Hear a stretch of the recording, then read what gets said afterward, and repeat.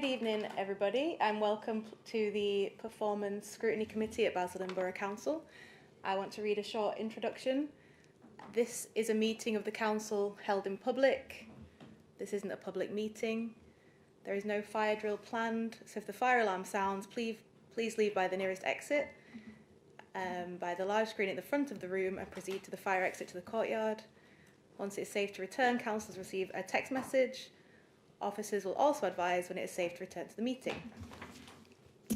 We are recording the meeting this evening using our webcasting system. It will be transmitted live and available on the council's website. All mobile devices should be switched off or set to silent, so the meeting is not interrupted. And for members of the public in attendance, generally the public seating areas are not filmed. However, by entering the meeting room and using the public seating area, you are consenting to be filmed, and the possible use of those images and sound recordings will be used for webcasting and training purposes. Anyone intending to film or audio record any part of the meeting is asked to do so in a manner that does not disrupt the meeting. Please refrain from filming the public gallery. Thank you.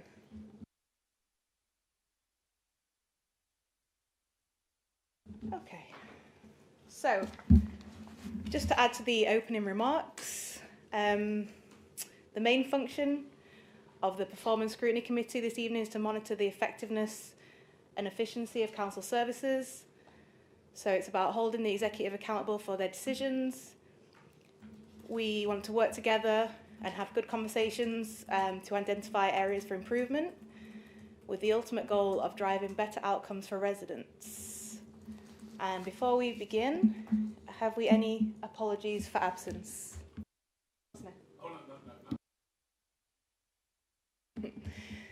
Are there any apologies for absence?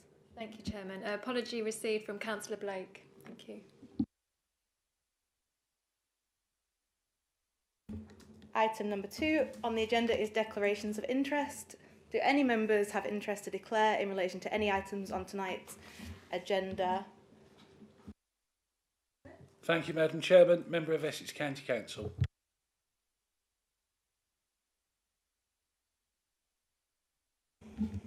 Okay, nothing to declare.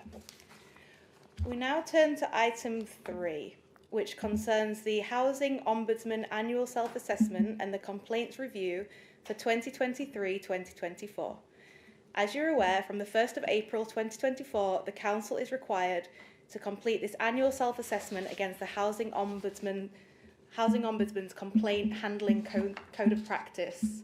So this report provides an opportunity for the committee to consider and comment on the Council's performance in relation to housing complaints and its compliance with the Ombudsman's Code. So first, I invite the Cabinet Member for Housing, Councillor Kerry Smith, and Housing and Property, and the Assistant Director for Housing Management and Community Safety to introduce the report. Thank you. Thank you, Madam Chairman. Before I start tabling this report, I'd just like to say that this Cabinet will be coming to scrutiny committees to make the case. We don't have the democratic committee system, so being here we can take answers and questions, but by legislation we can't change nothing for a good 4 years. So, the Housing Ombudsman Self-Assessment and Housing Complaints Review 2023-24, with new regulatory legislation introduced earlier in the year, the Council is required to consider its performance against the Housing Ombudsman Complaint Handling Code. The Housing Ombudsman Code includes a requirement to consider all complaints received and develop a service improvement plan based on what our tenants are telling us is not working for them. I welcome this opportunity to review how, as a landlord, the Council, we respond to the tenants' feedback. It is important that we listen here and respond to what is important to them. We need to get better and respond to complaints quicker.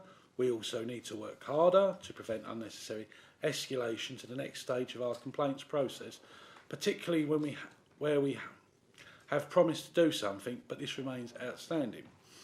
I am committed to implementing a robust service improvement plan to make sure our tenants receive the service they deserve at the earliest opportunity. I know that council officers and our contractors are equally as committed to improving the way we interact with our tenants and learn from the feedback they provide. As a significant volume of complaints received relate to our repair service, I have now requested Morgan and Sindel to share their plans and aspirations on how they intend to get repairs completed quicker and improve the communication with tenants through the repair journey. I am sure that together we can make changes to improve our customer experience and look forward to hearing your contributions towards this improvement plan this evening. And if I may add, normally when councillors come to meetings, or any politicians, they say they speak, you can change a different colour of results, but people want to see action. And we've already started on that. Some members will be aware, Madam Chairman, this Thursday and every Thursday, without appointment, between 10 and 3 o'clock in the Basildon Centre downstairs on the ground floor, if any of our tenants or leaseholders have a housing repair problem, they can come down and speak to someone. And one of the motivations for this is some of it is trade talk. If a tenant had a repaint job done in their property because of a damage in a loft upstairs, you know, that sort of thing, and the painters weren't quite the best, or they was rushing home on a Friday evening. It happens in all walks of life. I'm not picking out an architect, but it does happen. And if our tenant phones up the 5s and all the 3s and goes, "The chaps didn't cut in," now someone who understands trade speak will understand cutting in when it comes to painting. If you're like a young person on a switchboard, you're like, he's moaning about painting and cutting it. I'll get someone to ring them. Where if the tenant can come to the housing repair surgery every Thursday between 10 and 3, they can speak to people in the train and go, "Look, I'm ever so sorry, the guy's mucked up. It happens in all walks of life, yeah? We'll get someone round next Wednesday, how's the afternoon, fine, we'll get that cutting in done and your wall will look fresh, they leave happy, and this is what helps to reduce the complaints." There will be more work taking, we're working on a publicity, and for members, as a small supply of leaflets are arriving this Thursday. If any member requires leaflets to deliver to their constituents who are council tenants, please let me know, or Elaine Nevin, and we'll see they get them. So I shall leave it there for any member, ask away what they like. Thank you, Councillor Smith. Do you have any questions for Councillor Smith?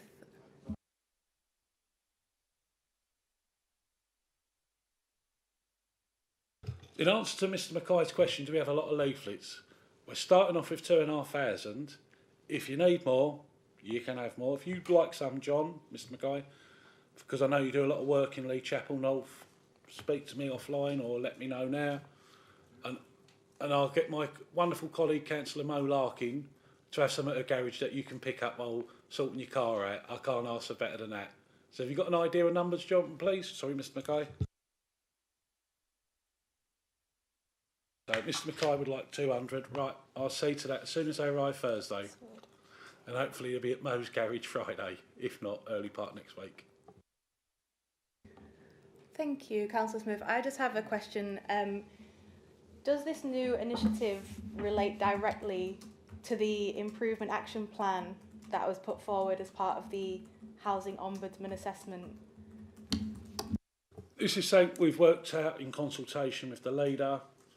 I mean, us councillors south of the 127 primarily get these complaints because there's some weird designs in the property, to be fair to the contractor, like the Valence Way estate in Langdon Hills.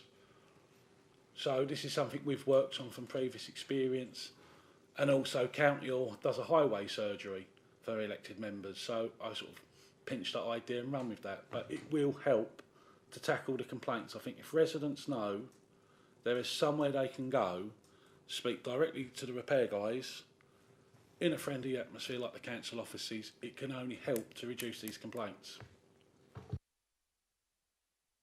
Yes, Councillor Reid? So when people come and speak to the people on Thursday, does that mean that things will get escalated quicker, or will they still just go into a queue? How soon will they know that anything's been done?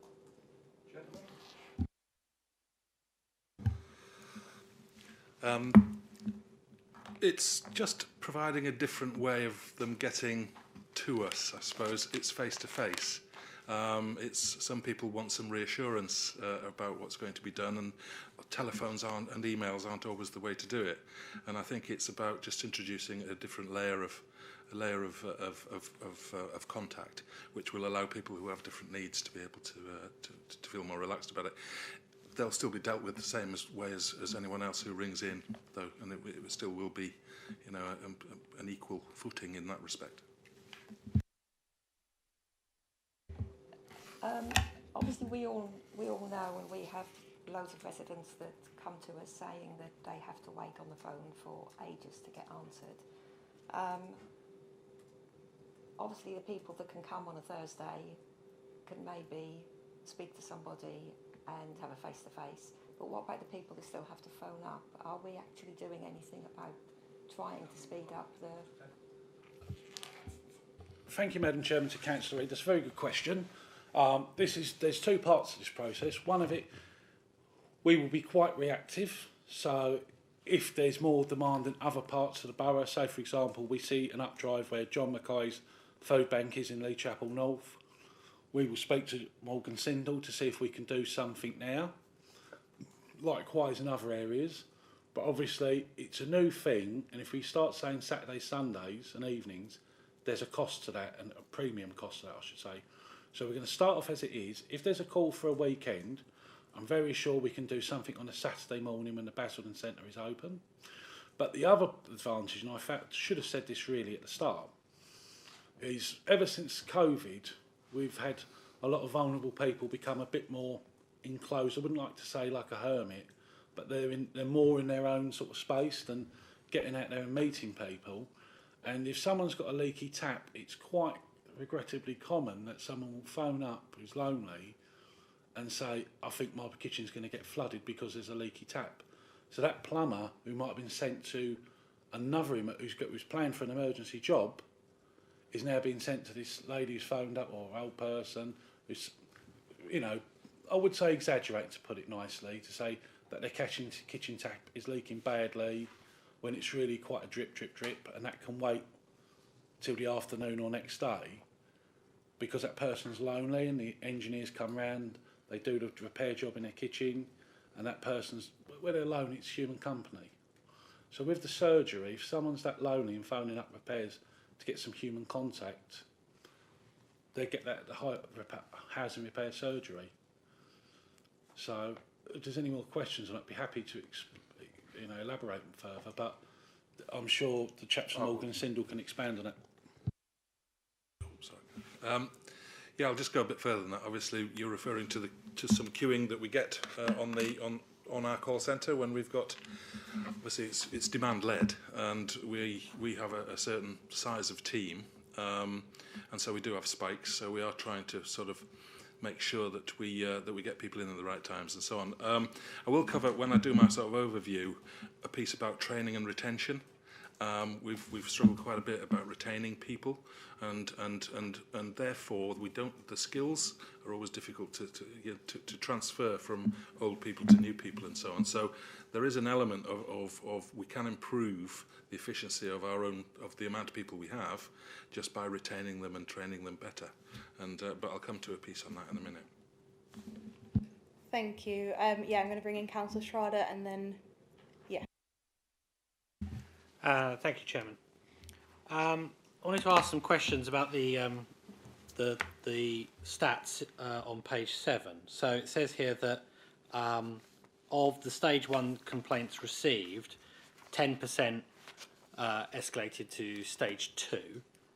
And then later on it says that a significant percentage of complaints upheld related to the council's repair service. So 86% of the complaints were about the repair service. I just wondered, of that 10% that escalate to stage 2, is that still the case? Is that the majority of the stage 2 complaints are also about the repair service, or were there other?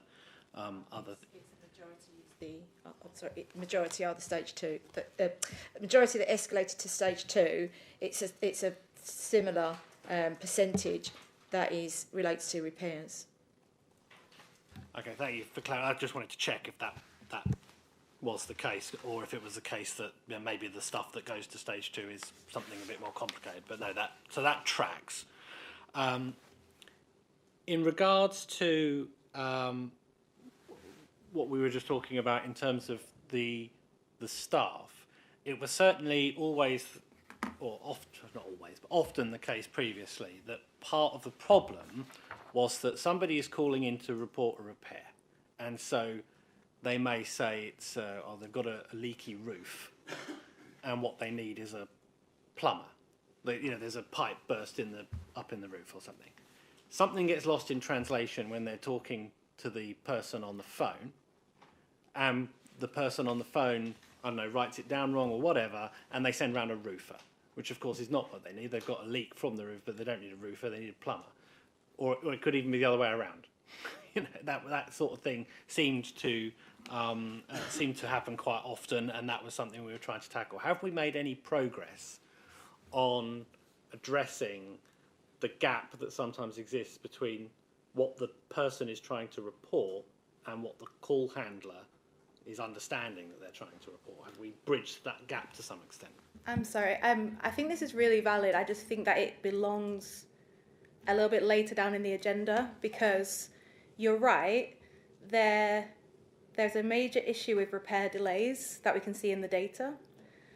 And what I want to move on to, Councillor Schrader as well, to bring in your points, is the issues around the tenant satisfaction measures and what the complaints are relating to repairs. But in relation to Councillor Smith's update on these new surgeries, I just wanted to get to the bottom of how much of an integral part of the improvement action plan put forward is this, because from my research, members' complaints, so residents contacting members to complain about repairs, are not actually included in the data presented. So we're actually, the number of issues that you've logged, Councillor Smith, in relation to repairs is not reflected here.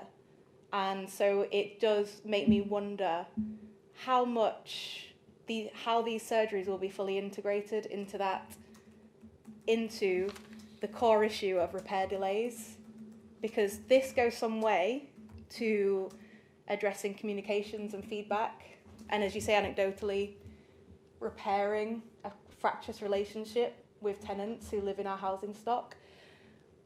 But the core issue, and the 75% figure that Councillor Schrader mentioned, is repair delays, missed targets, missed appointments. And so that's my final point on your surgeries, is will this be fully integrated into how now the council is going to communicate and engage with residents? Will members be part of that process now? I'll start with the easier question and then go on to the main part of the question. Some time ago, we used to have an email we could use as councillor, businesssupport@basildon.gov.uk, and some time ago it was got rid of. And there would be an actual record of councillors emailing into the housing department. Could be like a housing waiting list case or a housing repair case, but there was some sort of measure of that for the old guard in his chamber, but that was done away with. I think there's something Councillor Coob should be notified to look into, because she's doing the digital transformation and we don't want to double up on work. That's why we can't bring back the business support email address, where we've got the one Councillor Inquiries email address, and there's something along there. I think you could pick up the Madam Chairman's Callahan's questioning how much of this raised is from elected members. So I'm sure there's something that can be done when the council inquiries come in. Do you want to deal with that, and then I'll deal with the main point that's being raised? Yeah, so the requirement that we have in terms of what we need to produce for the Housing Ombudsman and the new Social Housing Regulation Act is that we need to monitor the complaints that we've received from tenants. So you're absolutely correct, that doesn't include member inquiries. But what we do collate and record member inquiries, obviously. So this is going to be an annual report that we will have to bring to scrutiny from now on as part of the new regulation. So what we could certainly do within that is that when we bring the report next time, is we could have a separate section that just demonstrates and shows the member inquiries that are housing related, and we can break that down, and then you can see how that is included in the overall figures. So we can certainly add that the next time round. I don't have the figures with me today in terms of the member inquiries that we receive, but we can certainly include that in the future. Last year. Oh, sorry, 600. September to Oh, September. sorry. So Morgan Sindall have got some data about council inquiries that they could provide for you specifically around repairs.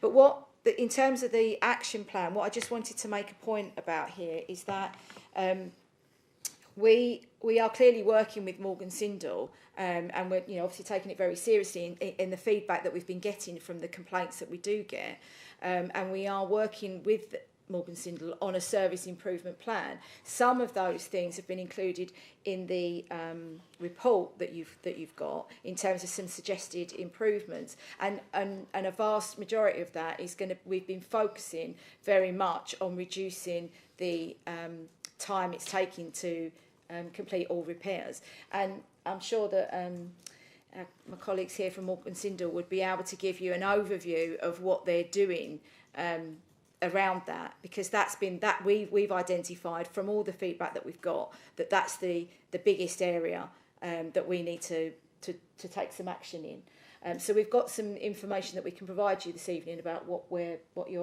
doing, and we have made some progress already around that.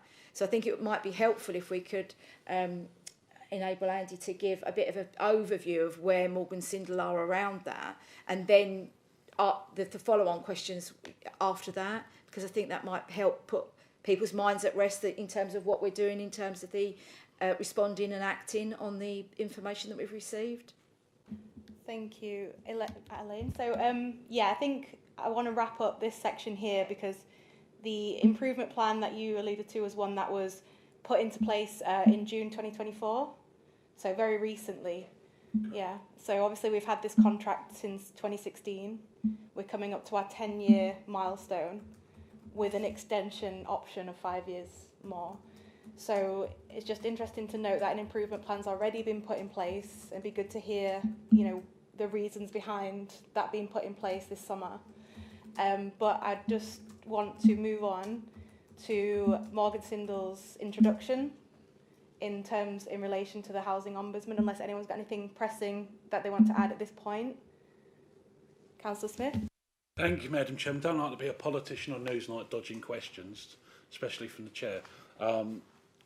Your second question was about the outcomes of the housing surgery and making sure missed repairs don't happen. As I said earlier, with respect to the people who slightly exaggerate, it's a bit more than that, for a housing repair. So if a team is called away from an urgent plumbing job because someone's phoned up slightly exaggerating a repair, this is one of the main drivers why there are so many missed repairs. With respect, Councillor Smith, the data is not showing me that. That is an anecdote, which I appreciate as somebody who's been a councillor for many, many years, but I think that what I really don't want to do this evening is speak on behalf of residents, especially to uphold a specific perspective from the contractor, because I think what we really need to get into is the contract itself, the KPIs, the targets, the fact that we have an annual survey which has 75% of complaints being about the repair service, and we have a lot of figures to get through. We have targets of 85%, 75%, we have volumes of 4,000 missed jobs, but certain amount in scope. So the numbers are quite confusing. So I think we really need to focus in on the data tonight. But I appreciate, as a councillor for many years, you're really trying to make amends with residents over their dissatisfaction with these surgeries. But I just want to make sure it all lines up with value for money in the end from the council.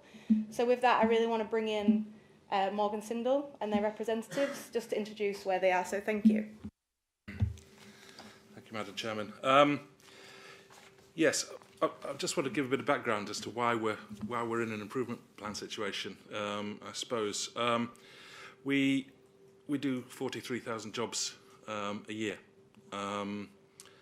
and so and we're in a position where now.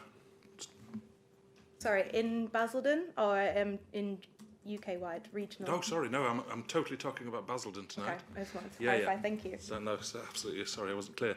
Yeah, everything that I talk about will be about Basildon today. Yeah, so we do 43,000 jobs, which goes across all repairs, whether that be gas or on normal housing stock. And we are getting circa 1,100 in the last numbers with regards to the amount of complaints. What I will say is that the document that's been talked about this evening, that the sort of top complaint areas we totally agree with. That we're a partnership and we're talking about these on a daily, weekly basis. And yes, the biggest one is the length of time people are having to wait for a repair. So that leads me into the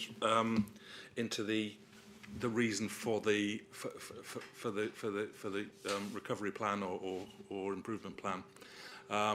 We had a difficult winter, I think it's fair to say, internally. I'm new to the role. I started in January this year. Lucas, who runs all of the repairs for me now, he started in July this year. So just as the improvement plan was coming out, so Lucas has run that. So he will cover a little bit about where we've got to with that once I've given a bit of background. The main situation is that we, because of various staffing issues, because of weather issues, and I will give you some figures that can be verified, the fact that emergencies are running at circa about 25% of all of our jobs. This is very disruptive because prior to COVID, we were running at sort of between 10 and 15%, so it's doubled. And what that does, everything about what we do is about planners sitting in a room with diaries and making sure that the men and women that are out there doing their jobs are getting them done, getting to the next one, know where they're doing, what they're doing, and so on.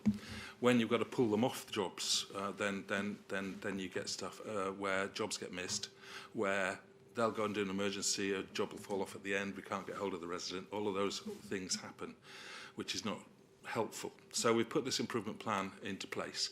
The big thing that was really killing us was the fact that the amount of jobs that were sitting undone, so the works in progress, or WIP, hit a peak of 4,045 in June. And that was the figure that we had to work from. And the number we're at as of Friday was 2,979 jobs. Yeah, so 2,980 jobs. So that's good. Now the reason that that's so important is all of the other KPIs. So, for example, our ability to attend our jobs within 28 days is more possible the less jobs we have in the system. So, just to give you some idea, we're capable of probably completing 600-700 jobs in a week, and if we're unable to complete that number because of repairs or because of emergencies coming through and other things, then we fall behind. So having less in the WIP. So the target is to get to 2,500 by the second week in November, and that's sort of our main focus. Now, what will happen is that behind all of that, there'll be a slight lag of weeks, a couple of months, whatever it is, before then the KPIs start to recover themselves back up to where they should be. And it's all down to that number. And that's why there's such a long wait. Even when they're ringing in now, they can be getting an appointment, or not so much now, but when they were ringing in 12 weeks ago, they could be getting an appointment 4 weeks in advance, which means they're already missing target. So it leads to the disruption we talk about. Just with regards to the amount of complaints, again, on 43,000 jobs, we're looking at about 0.3% of our jobs that actually come out in a complaint, and against a benchmark typically of around 0.6% across the industry. So I know we're talking about Basildon, but in terms of benchmarking, it's an important exercise to undertake as part of the future and moving forward as to where we actually sit. Yeah, so that's a brief overview. Just to touch on some of the other areas of repairs that we do. We do all the gas repairs as well, of course, and we don't have, and we do all the gas servicing as well, and we don't have an issue there at all. We have had considerable lack of movement of people, and so we've got people that have been in there years, and so we are really strong on compliance in terms of that. And the same with empty homes. We're getting empty homes across the line now in 8.5 days. 3 years ago we were sort of 17, 18 days, which was still pretty decent performance in the industry, but so there are some positives. The other thing is that when we do our surveys, which we do, we send a text survey on completion of works, and that's a different survey to the one you're going to talk about later, but that's running at 86.5%. And that's called Rant and Rave, unfortunately, but the resident doesn't get to see that name. And that is literally asking them, are you satisfied with that repair at that time? Now, the 13-14%, then we have to call them, find out what the problem is. And I think it's our action there that we need to look at as well, which will prevent complaints. Because if we are being as thorough as we can possibly be at that point, again, part of that's something that had fallen by the wayside for 4 months prior to us putting in the improvement plan. Again, management change and other things. So yeah, that's sort of a bit of background as to why we've got an improvement plan in place. Lucas, do you want any sort of progress on that? Yes, I mean, to be honest with you... Sorry, Madam Chairman. Right, so when we improved the service improvement plan, we actually identify some gaps that basically we had to address. One of them was actually training, because as Andy mentioned, there was a big rotation of staff, so new staff not always been brought up to speed in terms of training. We identified that and we introduced training. All handlers been introduced and familiarised themselves with a script that will allow them to actually qualify the incoming repairs better and allocate resource much better to them. Our planning team been introduced to daily routines. We split the team to 4 areas based on postcodes. Each area now got dedicated planner and dedicated supervisor to better address the needs of the residents of the area. And obviously allow us better management of the WIP rather than managing the WIP as an overall. We're managing that now split to 4 areas. It's much easier that way, and we are able to offer much better performance.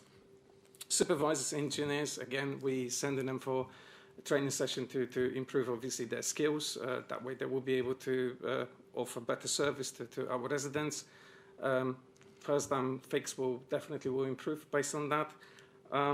As well, we introduce them to the daily routines, and we provide them with a training in terms of customer service to obviously mitigate some of the problems they might be coming across when they visiting the properties.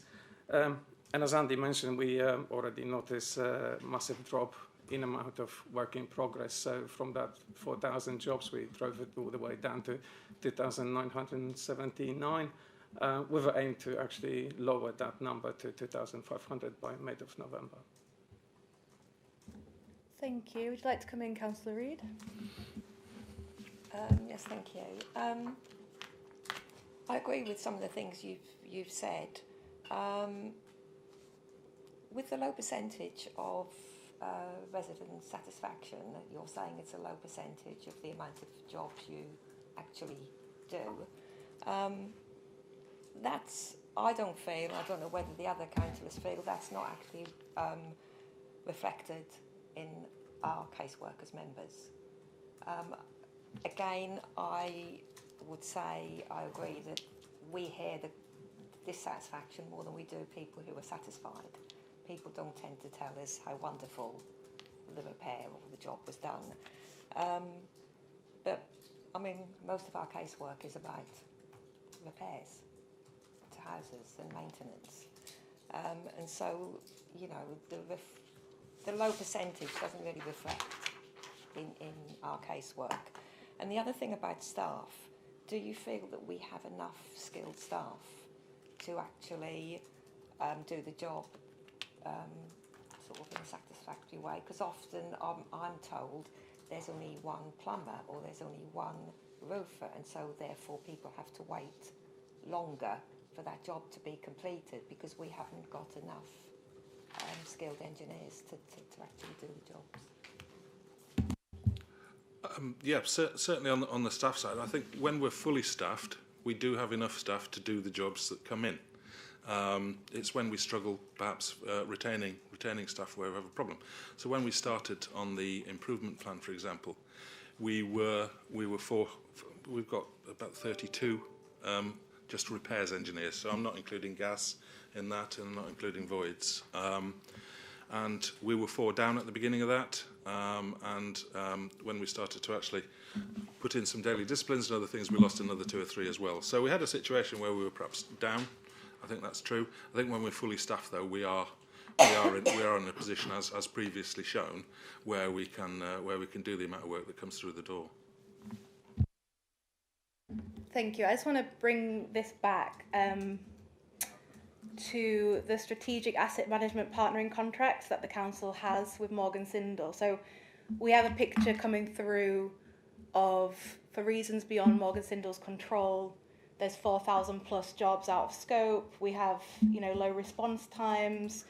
I want to come back to Rant and Rave, which is the most, unfortunately titled survey. It totally makes a caricature of people that live in our council stock, ranters or ravers, when actually these are really serious. I'll let you come in on that point. But when looking at that transactional survey data, there is a picture being painted of the targets that don't actually measure up to the targets presented in the strategic asset management partnering contract. So you have a target of 85% of customers need to be satisfied with the repair service in order for you to get paid on a price per property basis from the council. Is that correct? No. Okay, I'm going to bring in Peter Long at this point to clarify that point.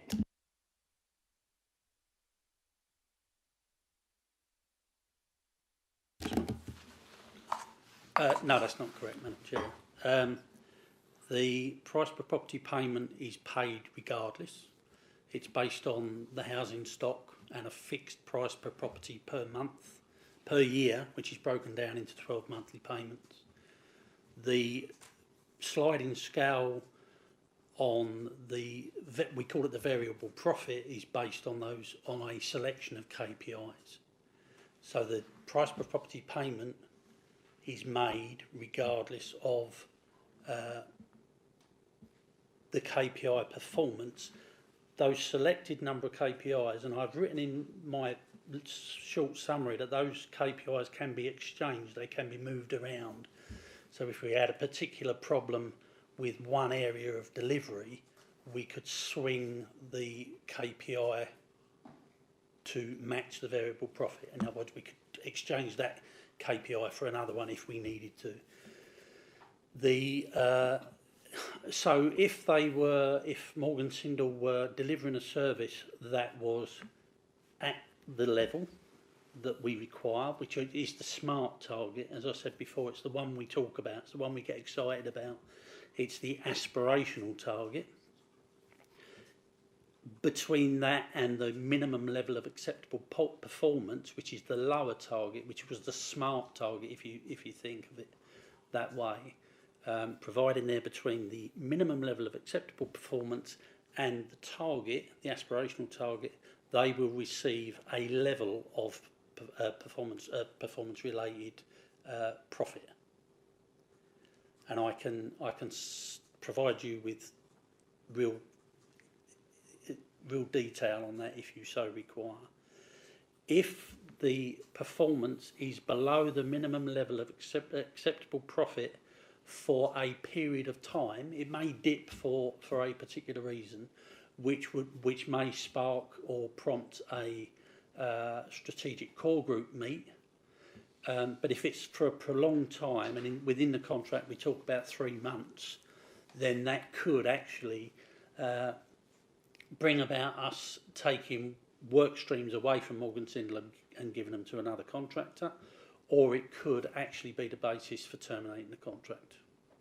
Thank you. And could you just clarify, for example, with routine repairs, they need to be delivered within a 28-day period, correct? And could you just let the committee know what the aspirational target is and what the minimum level of acceptable performance is for a 28-day repair, routine repair? I can't from memory, but I'm sure my colleague has got Pentana in front of him.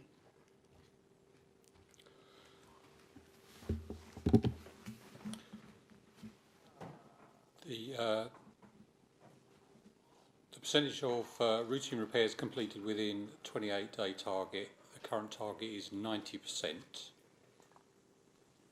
And Morgan Sindel have achieved that in the past. They're currently not, and that is what they're working towards improving. So where Peter referred to performance-related element of their pay, they would need to achieve the performance in order to get that extra amount. Completely separate to the price per property instalment, which is the all-inclusive, take care of everything repairs. Thank you. Few points on that. So could you clarify the minimum level acceptable performance target?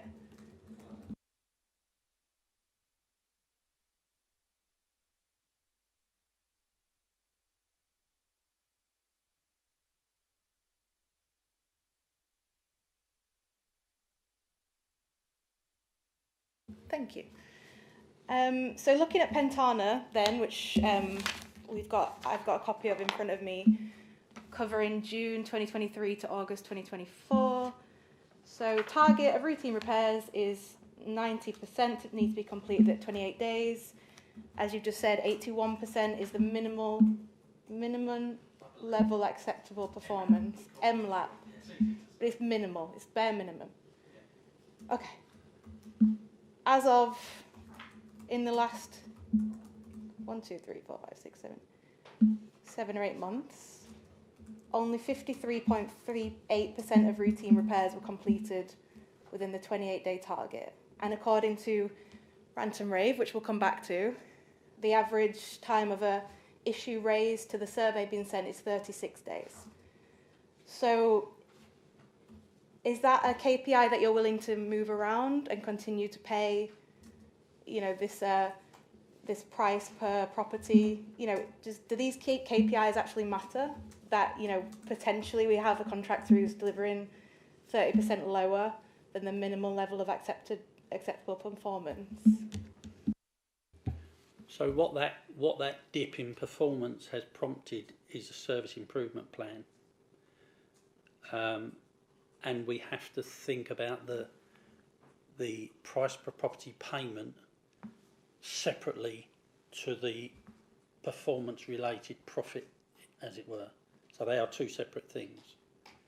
So the price per property moves on monthly. The level of profit is linked to the KPI, not the PPP.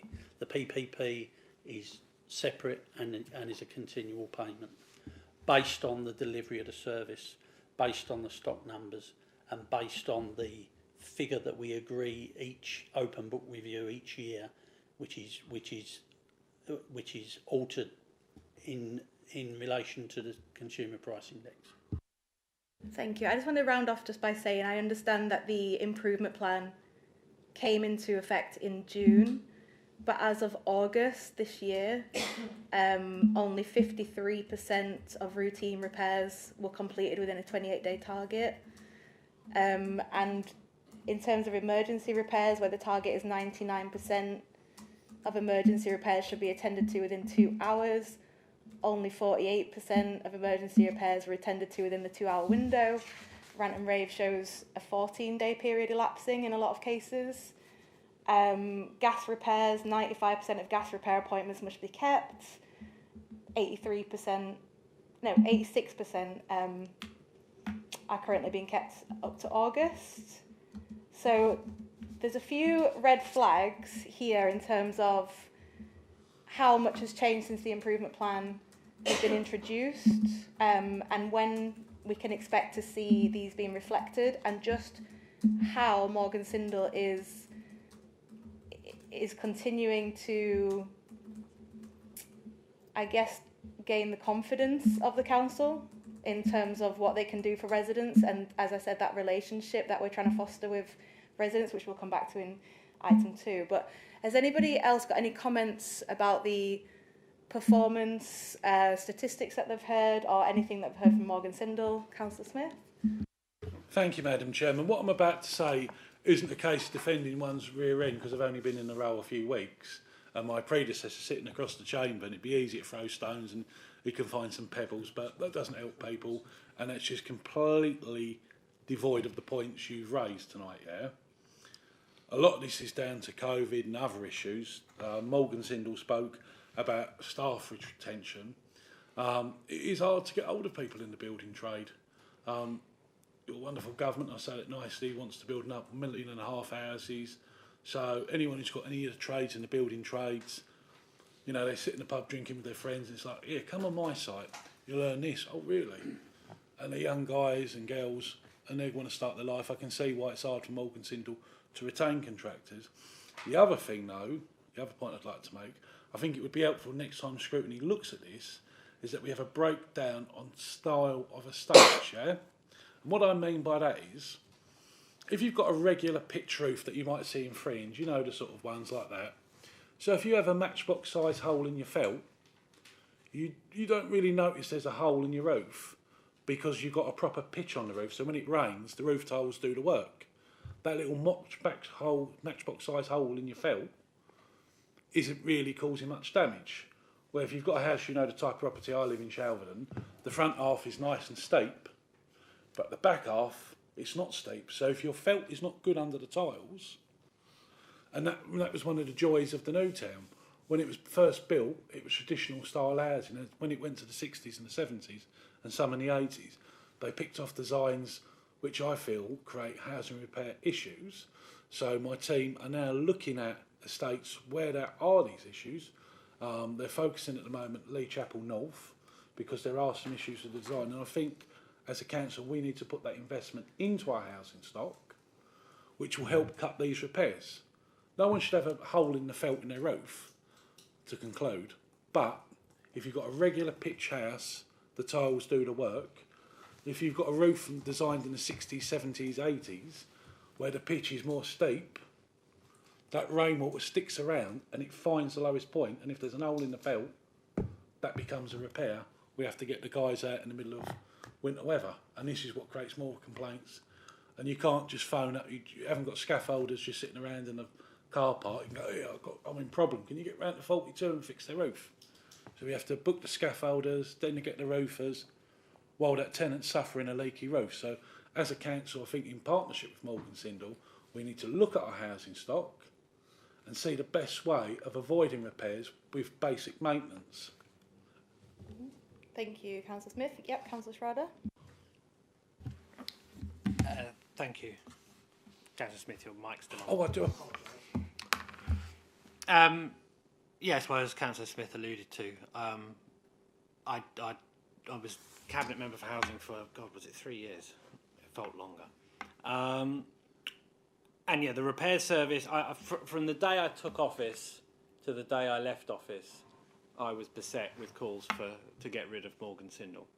And the thing is that as Councillor Reid made the point, the tenants never like the contractor. And it doesn't matter who the contractor is, because they don't like Morgan Sindall. They didn't like Mears either, or whoever it was before. I can't even remember who. Mighty, that was it. They didn't like them either. And I dare say if we took it back in-house, they wouldn't like us anymore either.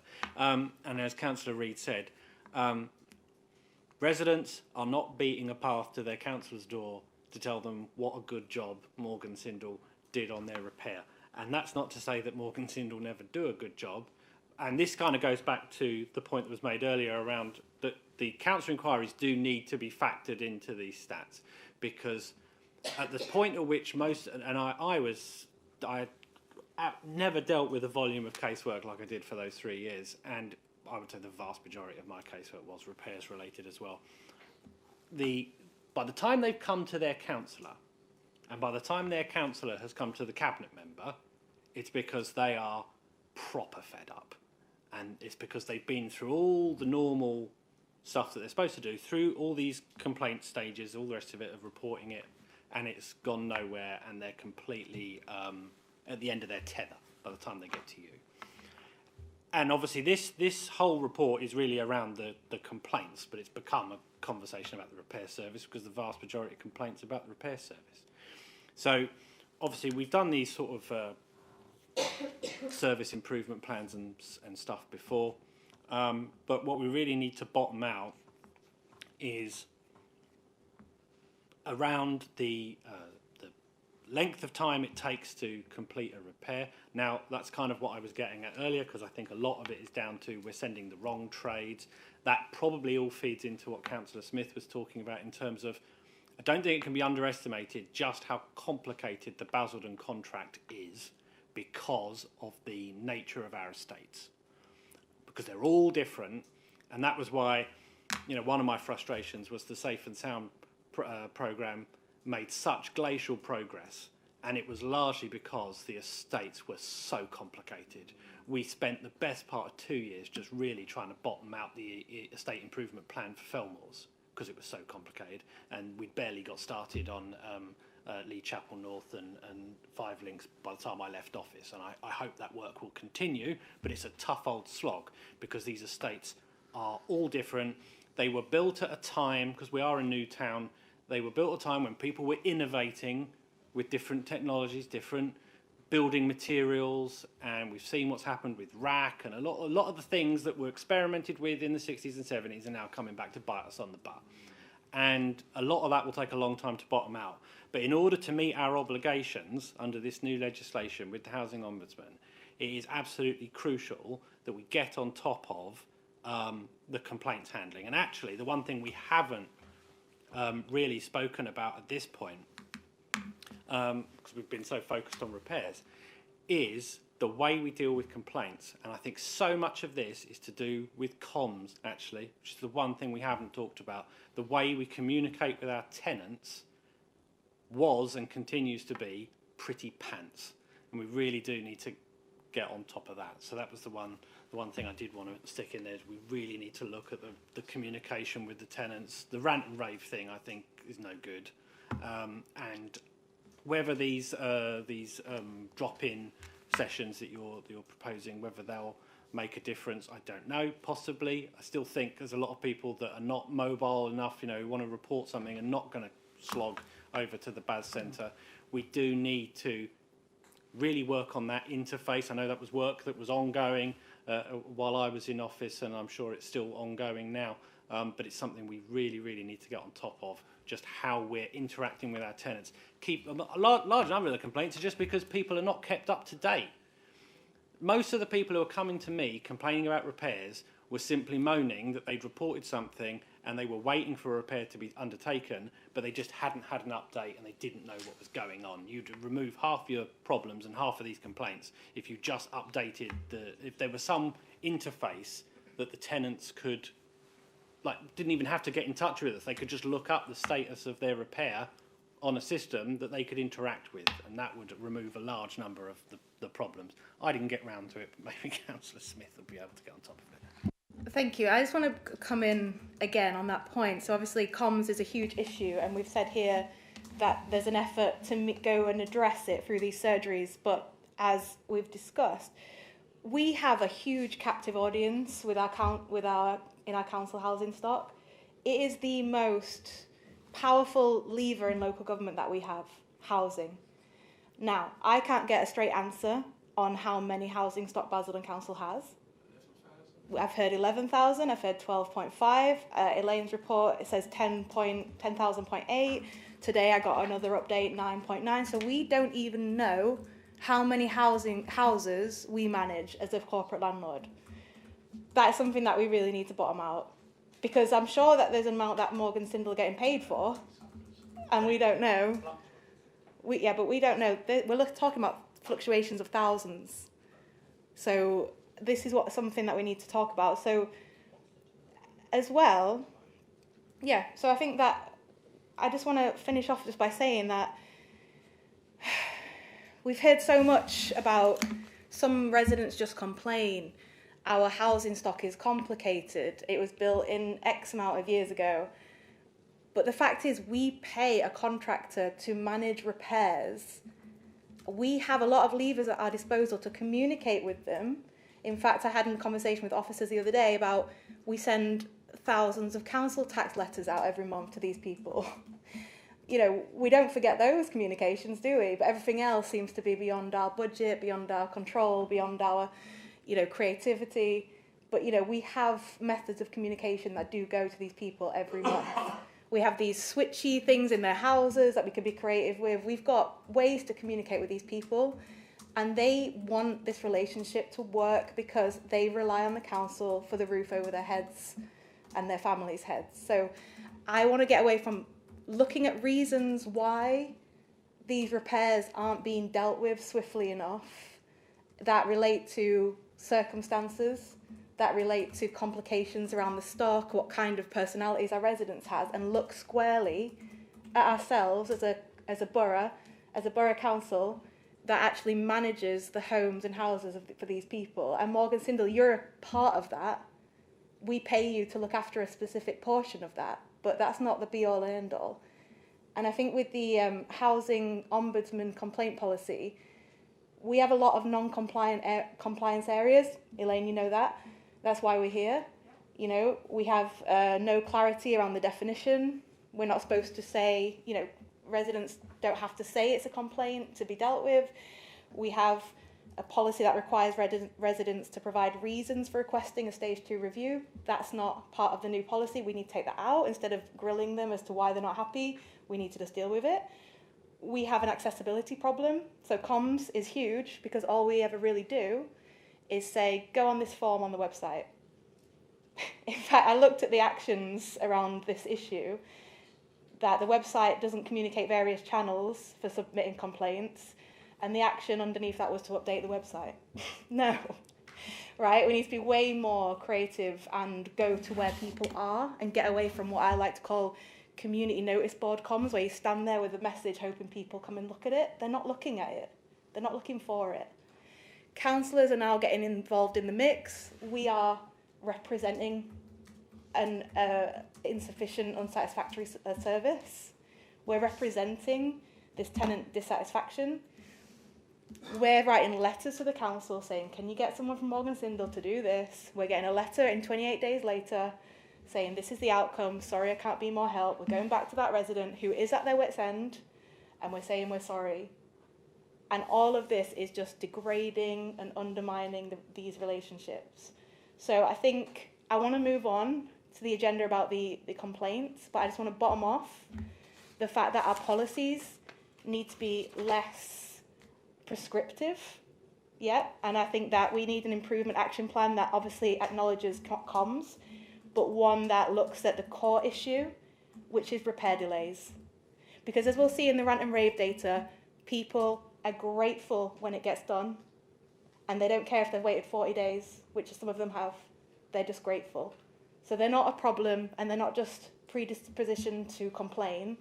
They're just grateful that something in their house has stopped leaking or burning or fizzing or whatever it is, crumbling, and they're just grateful. So we need to stop blaming residents' attitudes towards this service. And then one last thing is I'll just say the contractual targets for Morgan Sindall are severely under par. They're severely under the minimum level of acceptable performance. They are. And so we have to look seriously at where the blame is. We as a council hire Morgan Sindall. They're not doing this for us. We can work with them. I'm sure your comms are much better than ours in general, as a huge company. Afraid not, I've heard it there. Well, whoever came up with rant and rave needs to be sacked, basically, the first thing. But yeah, so I just want to say the last point is, point about rant and rave, but yeah, we need to have better alignment with our contractual targets as part of this complaint improvement plan. that is a key factor. So yes, I'll bring you in, Andy, please. Thank you, Madam Chairman. Rant and Rave, unfortunately, is a brand name. It's nothing to do with us as a company. It's a service that we buy. And I had this conversation with the CLT this morning, and it's unfortunately named. I do take on board your points about they're probably at the point of, oh, thank goodness that's done, and I do take that on board. So Rant and Rave is not something that's advertised across to our customer base. So they don't get a text saying, "Will you fill out this Rant and Rave survey?" It's just we're satisfied with the repair. With regards to the KPIs and getting them into a better place, it will lag, and I think I said just in my opening bit, it's getting the numbers down of the works in progress, and so it will lag. We've got some targets set within the improvement plan as it is, but we will extend them beyond November when this improvement plan finishes, to the point where they are at least at MLAP after that point, and share that with obviously our people that we report our numbers to. Yes, would you like to come in, Mr. Mackay? Certainly would. Rant and rave, get rid of it. I've said it from word go to word go, get rid of it. Because you're insulting residents. Whether you put it on the people or not, it's insulting. First of all, all of you, need to talk to residents. I run a club, right? And I went through the other day when I sat with Elaine at a meeting, and none of them knew what I was talking about. Not one of them. Yeah, every one of the people sitting there had a complaint. No matter what it was, it had a complaint. Whether it was the paths, the roads, Ivy Verde, it just went on and on and on and on and on. Because you don't talk to them. You sit there and you go, oh, it's on your computer, love, or it's on your laptop. Half of these people ain't got it. All they've got is a phone given to them by their daughter or their son that they can, oh, mum, are you all right? Yeah, all right, no, put it down. No communication whatsoever, no internet, nothing like that, because A, they can't afford it, especially now with all these cuts they're having. You know, you need to talk to these people. And I've said this from, Pete knows, because I've rattled his ear a few years, but you need to talk to the people. You need to come out and talk to people. You're no good sitting in this ivory tower thinking, oh, everything's all hunky-dory, because it ain't. Come out on the playing field, come out on the battleground. You'll find it's not happy doors. You need to get out. There's so many things I could sit here for hours just telling you of all the things just in Lee Chapel North that ain't working because you promised loads of, whether it's this government, the last government, the government before that, this council, the last council, you promised so many things and they ain't happening. 23 years to do one repair, 30 years to cut 3 down. Do we need to go on? It's ridiculous. Communication is the key. They lost the Gulf War because they couldn't speak Welsh, so... Thank you. I just want to agree, and the term ivory tower was something I wanted to say as well. Like, we can't hide behind our contractors and our corporate commercial agreements. You know, we are the landlord for X thousand amount of people. So I think that just to round off the Housing Ombudsman complaint policy conduct, we need to look at communications, but we really need to sort out this repairs issue and the delays that are happening. But we also, as we said previously, need that recourse for residents to come straight back to the council, not via a third-party app, which the council only has access to when it remembers to look up, you know, what's come through in the last month. Yeah, which is what I've heard. It goes like there's 250 transactions a month. We can look at it, and I really do want to get into that because the picture it presents and the data underneath it are quite a mismatch. So there's 2 things I want to do to round this off. Thank you for your contribution. Elaine, I'd like you to just kind of, you know, if you want to summarise the discussion, and then obviously, just before I bring you in, Elaine, Councillor Smith, you can come in and make your small point. Thank you, Madam Chairman. I don't disagree with much of what you said. In fact, I can't think of anything I can disagree, but it's worth noting when George Osborne was the Chancellor, he froze the council rents for a number of years. That's money we lost with inflation. So our housing repairs we couldn't do as much of. It's harder to pay contractors to do things when your rent has been frozen, and it was a real kick in the council's finances. And they done that so they didn't have to pay out as much housing benefit. because around 2/3 of our tenants are in receipt of housing benefit, which is why the Chancellor done it and thought he was being nice when he was being monkey. And it's been hard for councils to try and do that catch-up with the finances. But as I say, be it investment in stock and housing repairs. But as an administration, we are taking this on board, we are fixing these problems, but this is a difficult set of circumstances. I agree with the communications, but again, how do we do it best? It's something I will relate with the lady who's working hard on this. But if we start putting stuff in the post to every council tenant, you can't really rely on delivery companies because they might put it through the wrong door. So we need to think of a way of communicating with our council tenants about these things. But again, we're just watching every penny because we want that ploughed into repairs. So I just want to come back on that. And yeah, I do appreciate that times are difficult in 2024. But I think what we want to get to is the fact that Basildon Council isn't putting Basildon residents first. We're hiding behind circumstances, and none of us are going out to bat for the people that are living with black mould, for the people that have leaks in their homes for 36 days, for the people who are worried that the switchy on their wall is going to explode but can't get through to Morgan Sindall, the people that we pay to look after it. So I think regardless of the penny pinching, which all councils have to do, there's a way of thinking outside the box to put residents first, and that could just be, you know, coming out and talking to them. So we'll see how the surgeries go. But, you know, that really needs to translate into action for people who've had just decades of broken promises. And the fact is that this gratitude comes from not even thinking they deserve the minimum level of acceptable performance. They don't expect anything from us, right? So I just want to say that we're looking at the data, we're looking at performance, we're not looking at circumstances that could potentially affect performance. I think there's too much of that rhetoric in politics these days. There is a lot we can do. I've already said we send out letters, thousands of letters for council tax every month without fail. We always find the money for that. We could put a message on the back if we wanted them to know something. You get some help from county with that. Well, county, yeah, you said that. There's reasons. 80% of our council tax goes to, you know, Essex County Council.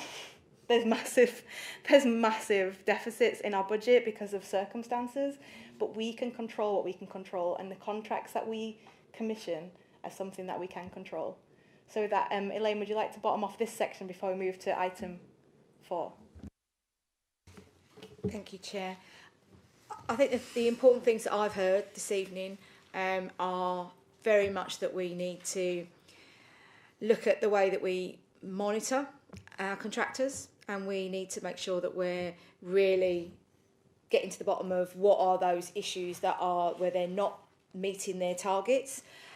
We are working on that. I'm 100% sure that we will together get those targets improved, and we're very committed to making sure that that's happening.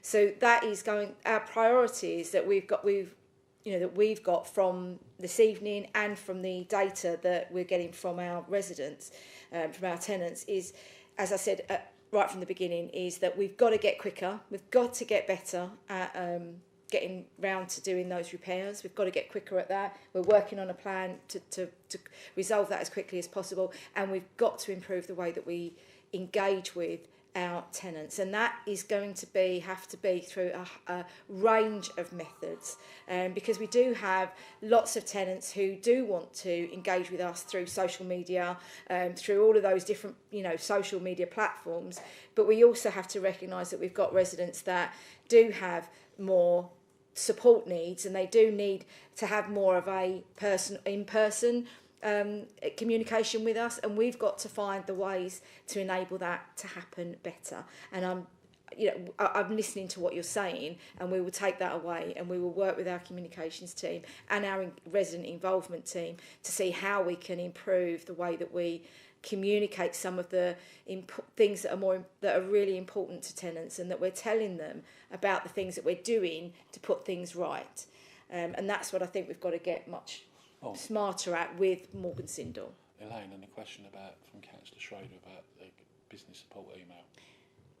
Yeah, so we have we've got a councillor inquiries set up. So that's all set up through Dynamics now.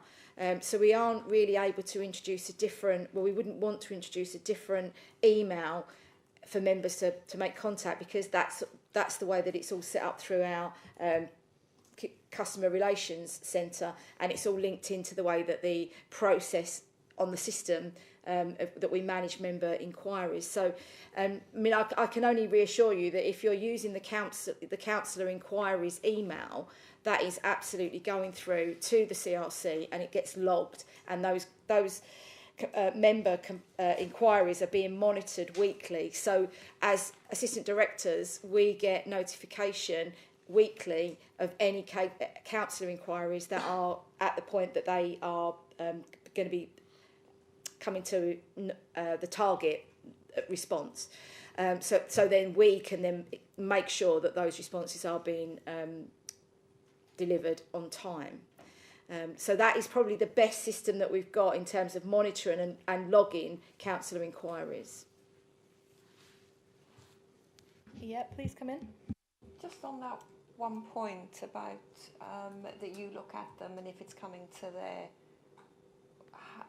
we still sometimes receive emails saying that the investigation is taking longer, and so therefore, and that's, to us as a councillor, it's just putting it back, and so we feel, probably like residents do, that we're not actually being taken seriously because it's just the investigations. And some of the things, there's no reason for any length of an investigation. It's something fairly simple to do. Yeah, I absolutely take that on board. And as I say, we're trying, the escalation process that we now have in place is to try and stop that from happening as much as we possibly can. Sometimes there are, I mean, what we would always like to do when we get a councillor inquiry is we would like to contact and speak to the constituent who's raised that complaint with you, in order for us to give a response that that demonstrates that we've actually spoken to the person that's impacted, and we've had that personal contact. There might be delays in having that contact, and that might be why sometimes you do have a delay. And sometimes there are cases that are very complex, that involve more than one department in terms of getting that response to you. And we have, I'll put my hands up that we have found that quite challenging in our process, in order to get all of those bits of information that need to come from different departments all into the one councillor response. But we are working really hard on trying to improve that. So I'm hoping that you will start to see an improvement in the way that those responses come to you. Thank you. And I think with that, we're going to close this item. I think we've had a good discussion, and I think we really need to move on to item 4, which a lot of our discussion has been prevalent to. So that is the annual tenant satisfaction measures 2023 to 2024. So this report outlines the council's performance in relation to the new tenant satisfaction measures that came into effect in April. And these measures provide vital feedback on how tenants view our services, especially in key areas such as repairs, communication, and overall satisfaction. I'd like to invite a relevant officer to present this report quickly. Any volunteers? Yep, Councillor Smith, and then we can have any points after. Thank you, Madam Chairman. With new regulation powers introduced, the council are required to survey the tenants to gain an insight into their perception of the landlord's performance in key areas, such as building safety, complaint handling and antisocial behaviour. The survey questions were preset by the housing regulator, and they will use these results to assess the overall performance of all social housing landlords. I acknowledge the level of dissatisfaction of tenants are experienced, and I will do all I can to turn this around. It is positive to note that all activity required to keep our buildings safe are 100% compliant. However, we need to consider our tenants' perception of how this relates to their home. Equally, tenants who have used council's antisocial behaviour service report 98% satisfaction with the way their antisocial behaviour case was handled. when asked to complete a survey at the point their case is closed. However, the survey suggests that generally tenants are not satisfied with the way the council manage antisocial behaviour. I want to improve the way we communicate with tenants. We need to tell them more about what the council are doing to tackle these serious issues. I am working with council officers to consider the best ways to do this, but I want to hear the views of people tonight. We will be seeking our tenants' perception of our service annually now, and we are already working on getting this year's survey out to tenants. We must ensure that this survey is accessible to all and that we encourage as many tenants as possible to complete the survey. We are at the start of a journey that will take some time to restore trust between us and the tenants, but I am committed to making improvements to enable greater involvement in the way we deliver our housing services. Thank you, Councillor Smith. Do we have any comments from members or officers present? Councillor Schrader. Thank you, Chairman. Mrs. Navin, we had many conversations, didn't we, about ASB. Has there been any substantial change in the way that we deal with reports of ASB in terms of mediating between the complainant and the alleged perpetrator? Thank you. There haven't been any significant changes in our processes, and also, the powers that we have as a landlord to tackle antisocial behaviour. So there is legislation available to us. We can use our tenancy agreement. We can use the Housing Act legislation to seek possession in really serious cases. And then we do have a range of other tools and powers that we can use to encourage our residents to behave in a way that would be more compliant and certainly would be, to build those neighbourly relations. So what some of those things that we can do is injunctions that we can that will prohibit certain behaviours or will enforce behaviours to be in a certain way, and we can use other more mediation type tools, which is we will get the two neighbours to speak to each other and see if they can come to some agreements together and an action plan to resolve what may be going on. We also can use things like acceptable behaviour contracts. We use those a lot with younger people that are causing some nuisance areas. So there isn't really been any legislative changes in terms of the powers that are available to us. So we will still use a range of all of those different powers to manage our antisocial behaviour cases. But as Councillor Smith alluded to there, when we do our transactional survey with anybody that's actually reported a case and had their case managed by the antisocial behaviour team, the satisfaction rate from that when we close the case is in the high 90s.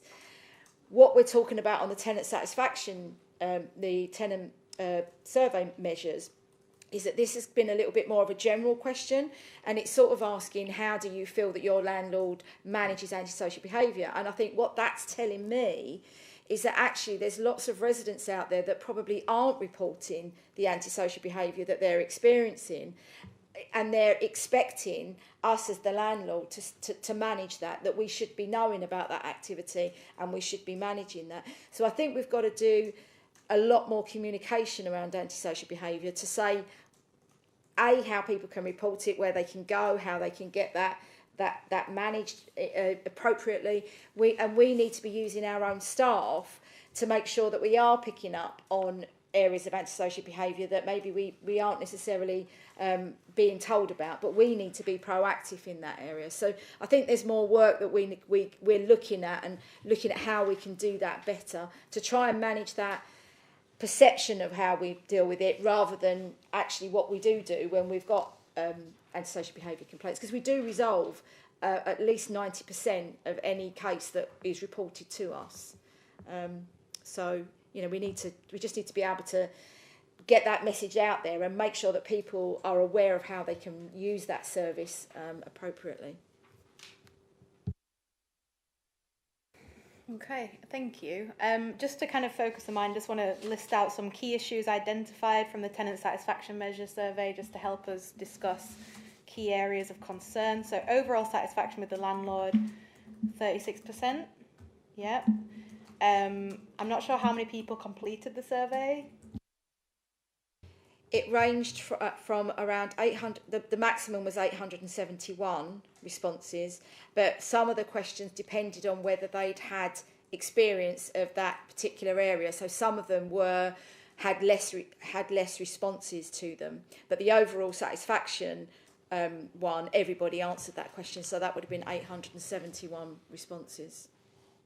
That is helpful to know, but I will say again, to say we have 9, 10, 11 or 12,000 houses in our council housing stock, that is a low number. So again, I think that does reflect as a point poor communication channels, people not being aware. So we have satisfaction with repairs, and we'll come back to repairs because we have Morgan Sindel with us. So 37% of tenants who receive repairs in the last 12 months are satisfied. 35% are satisfied with the time taken to complete the repairs. So again, repair delays are a major source of frustration for tenants as part of this survey. And 37% of tenants are satisfied that their home is well maintained. So that reflects poorly again on the landlord's ability, us being the landlord, to keep properties in good condition. Satisfaction with home safety. So 44% of tenants are satisfied their home is safe. So over half feel that their home is unsafe. 22% satisfaction with communication, which is only the second lowest score, which is 13% of tenants who made a complaint in the last 12 months are satisfied with how their complaint was handled. And this will bring us full circle, I believe, to our main topic, which is the new Housing Ombudsman complaints handling policy and the fact that repairs are, again, significant issues.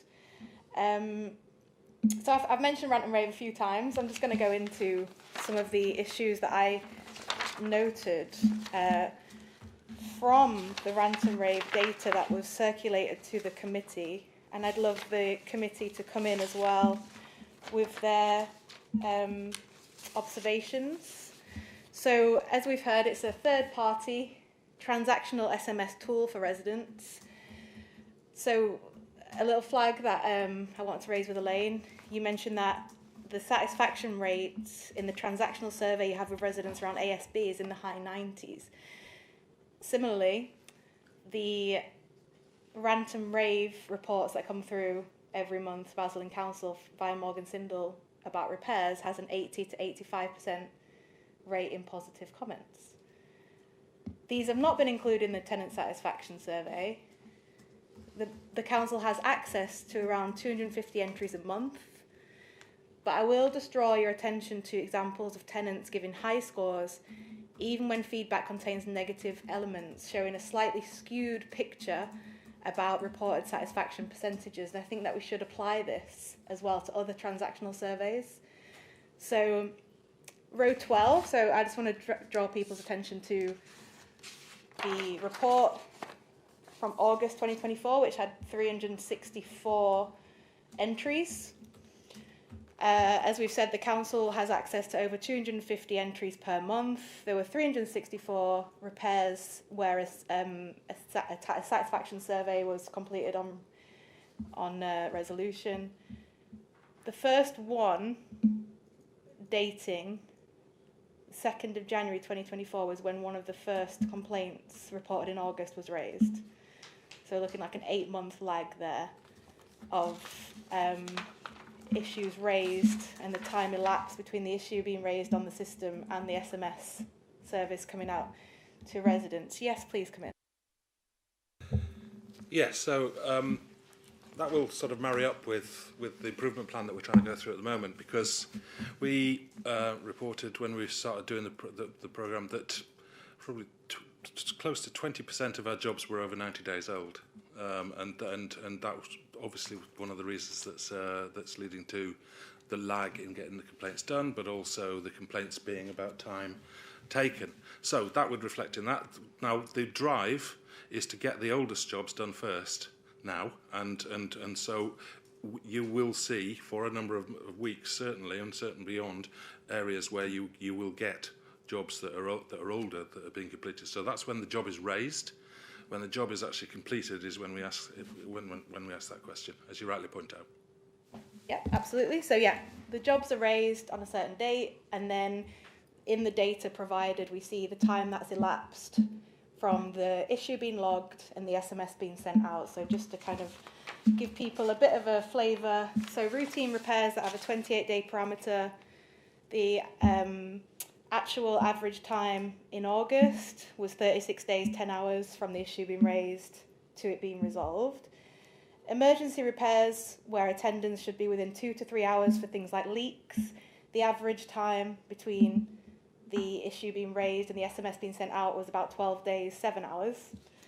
And with urgent gas repairs, or urgent gas-only repairs, although specific targets may vary, the actual average time was around 14 days, 23 hours between the issue being raised and the SMS survey being sent. Yes, please, Nick, Andy?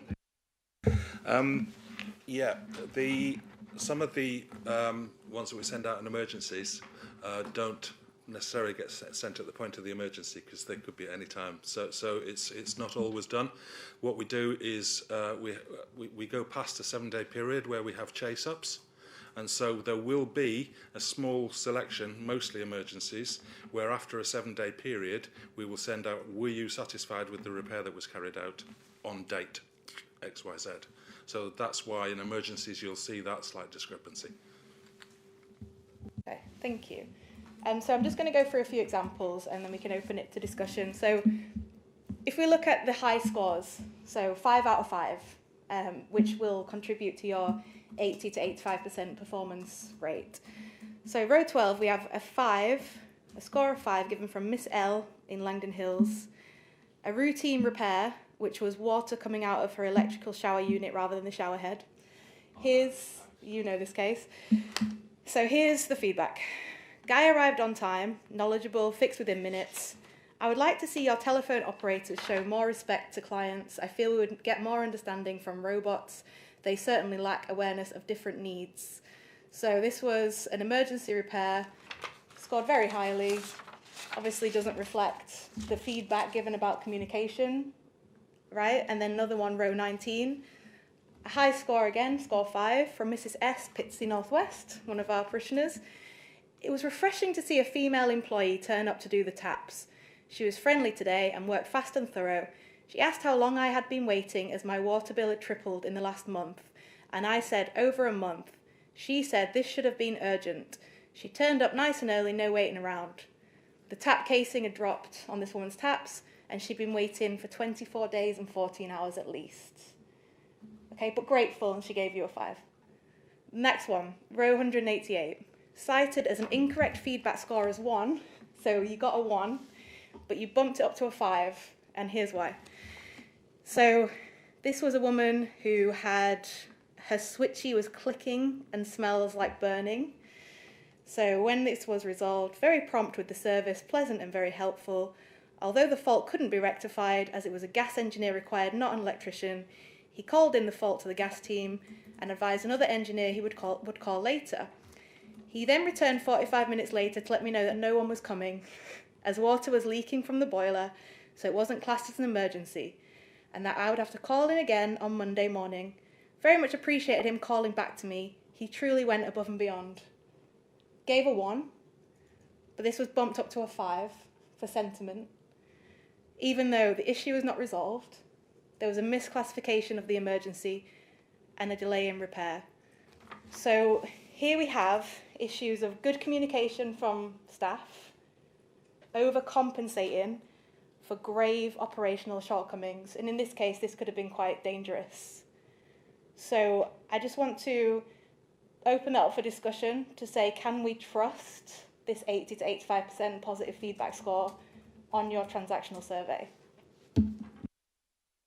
When you say bumped up, could you describe what you mean? Of course. So at the beginning, at the front page of the 2 reports that I have from July and August, they have a note which says how many have an incorrect feedback score, and they're highlighted in the report in yellow with a little note that says incorrect score given. So at one of the earlier rows, you'll have the score that was provided by the tenant, and then in one of the later rows, later on in the document, you'll have the score that overrides that score, with a note saying whether the original was incorrect or not.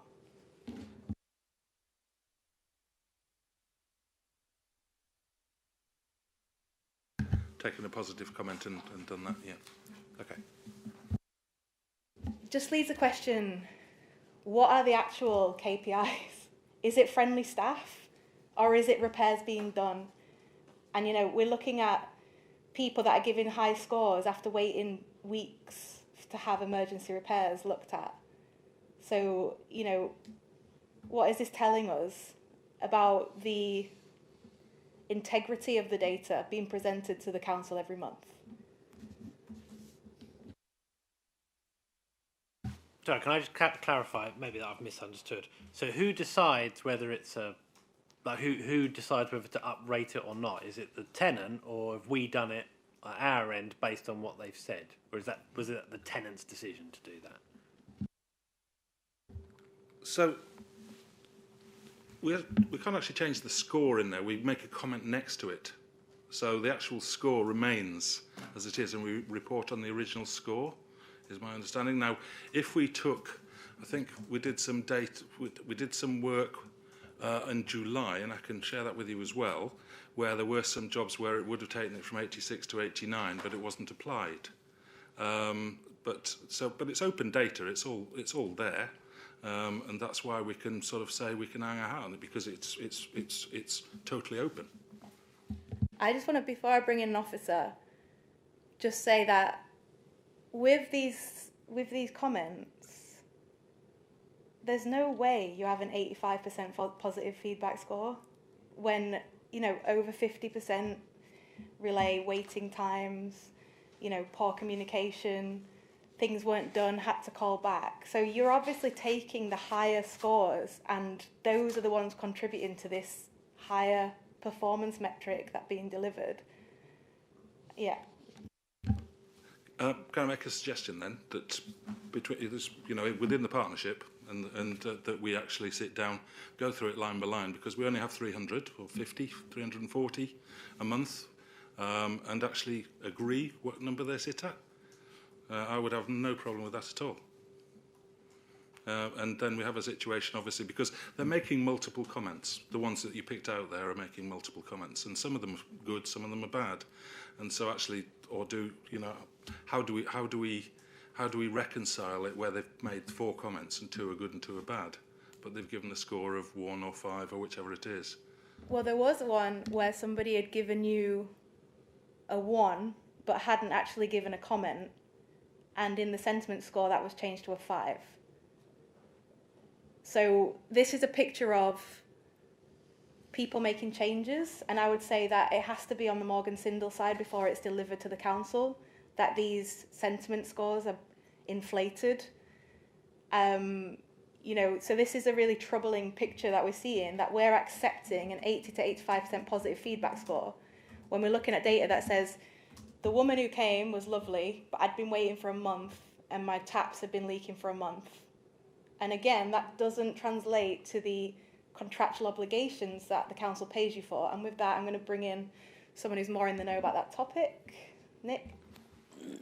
The sentiment score doesn't factor into these performance ratings. Then how is the positive feedback score from Rant and Rave 80 to 85? The score data is just how many people said 4 or 5 that they're satisfied with the service. We also do the reverse. Some people score 1 and then say, sorry, I meant 5. Or 1 and thanks very much, it was great, or words to that effect. So we review the incorrect score ones, subjective, and make a judgment on 2 or 3 or 4 a month out of the 200 that we believe actually they did mean that they received a good service because they've written a statement to that effect, and we count that in as a positive feedback. The sentiment score is not included in this rating of 80 to 85%. Doesn't factor at all. Sorry, can I then clarify what is factored into it? Is it because we've had, there's a number of categories linked to high scores, one being resolved, but then the category resolve is actually linked to low scores ranging from 1 to 3 as well. So an issue being resolved can contribute to either a high score or a low score. Helpful, tenants appreciate when staff are helpful, 16 occurrences. Polite, 12 occurrences in high scores. Customer service yields higher satisfaction. Time taken overall, 10 occurrences. Efficient, friendly, and then categories linked to low scores. Resolved, repairman, call, general, recurring issues, time taken overall. So what are we actually hanging our hat on? What is the 80 to 85%? Excuse me. What proportion of respondents gave a rating that indicated they were satisfied? Discount the 1s and 2s, they're clearly not. So, were you satisfied with the repair that you had? Please score it 5. Would you like to leave a comment? They do or they don't. If they leave a comment that says thanks, it was great, or they were polite or friendly or whatever, that's additional useful information. And some of them that you've highlighted will include examples of mixed messages, or they were polite and friendly and turned up quickly but they didn't fix it. Does that count? That's a reasonable opinion that we need to review. But it's just a simple exercise of counting how many people said they were satisfied in the score. And 85% said they were.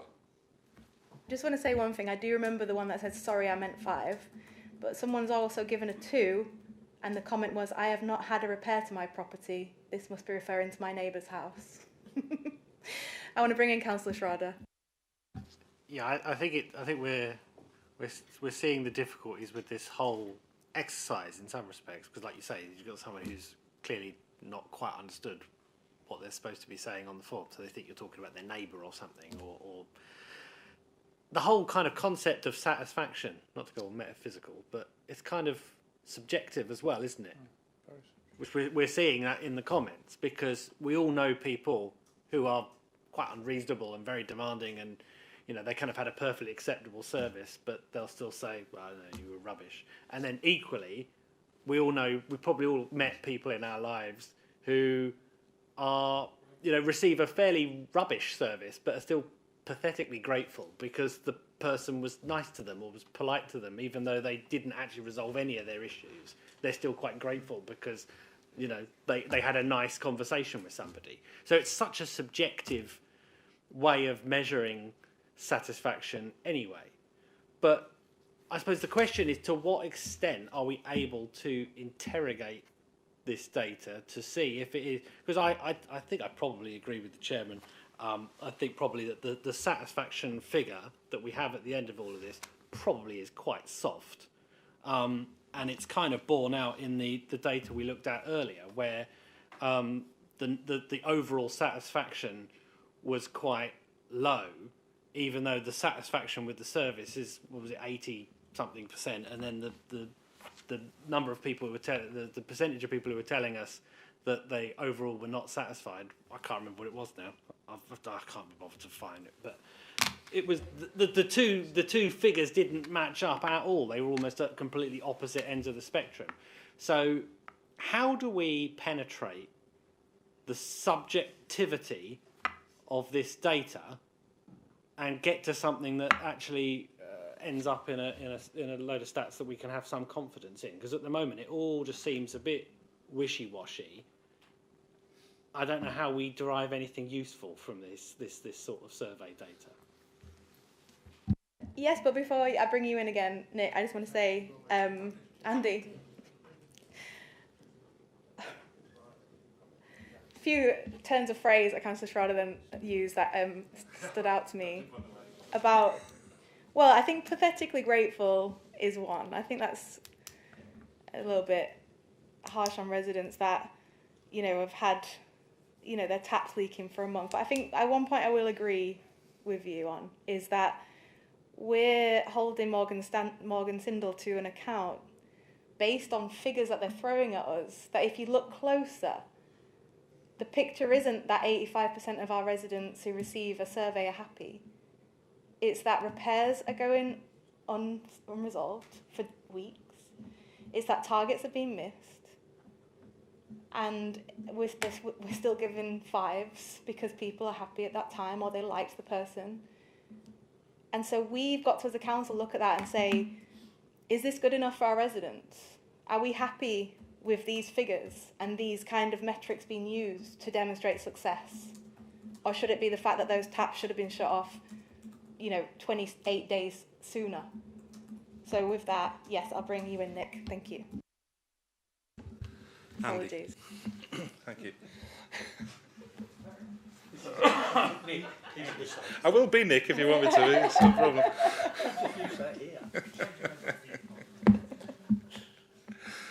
I mean, the intention of the TSMs, for example, just to say, and a snapshot, which this is. It's almost like taking the balance sheet in a business rather than a year's accounts.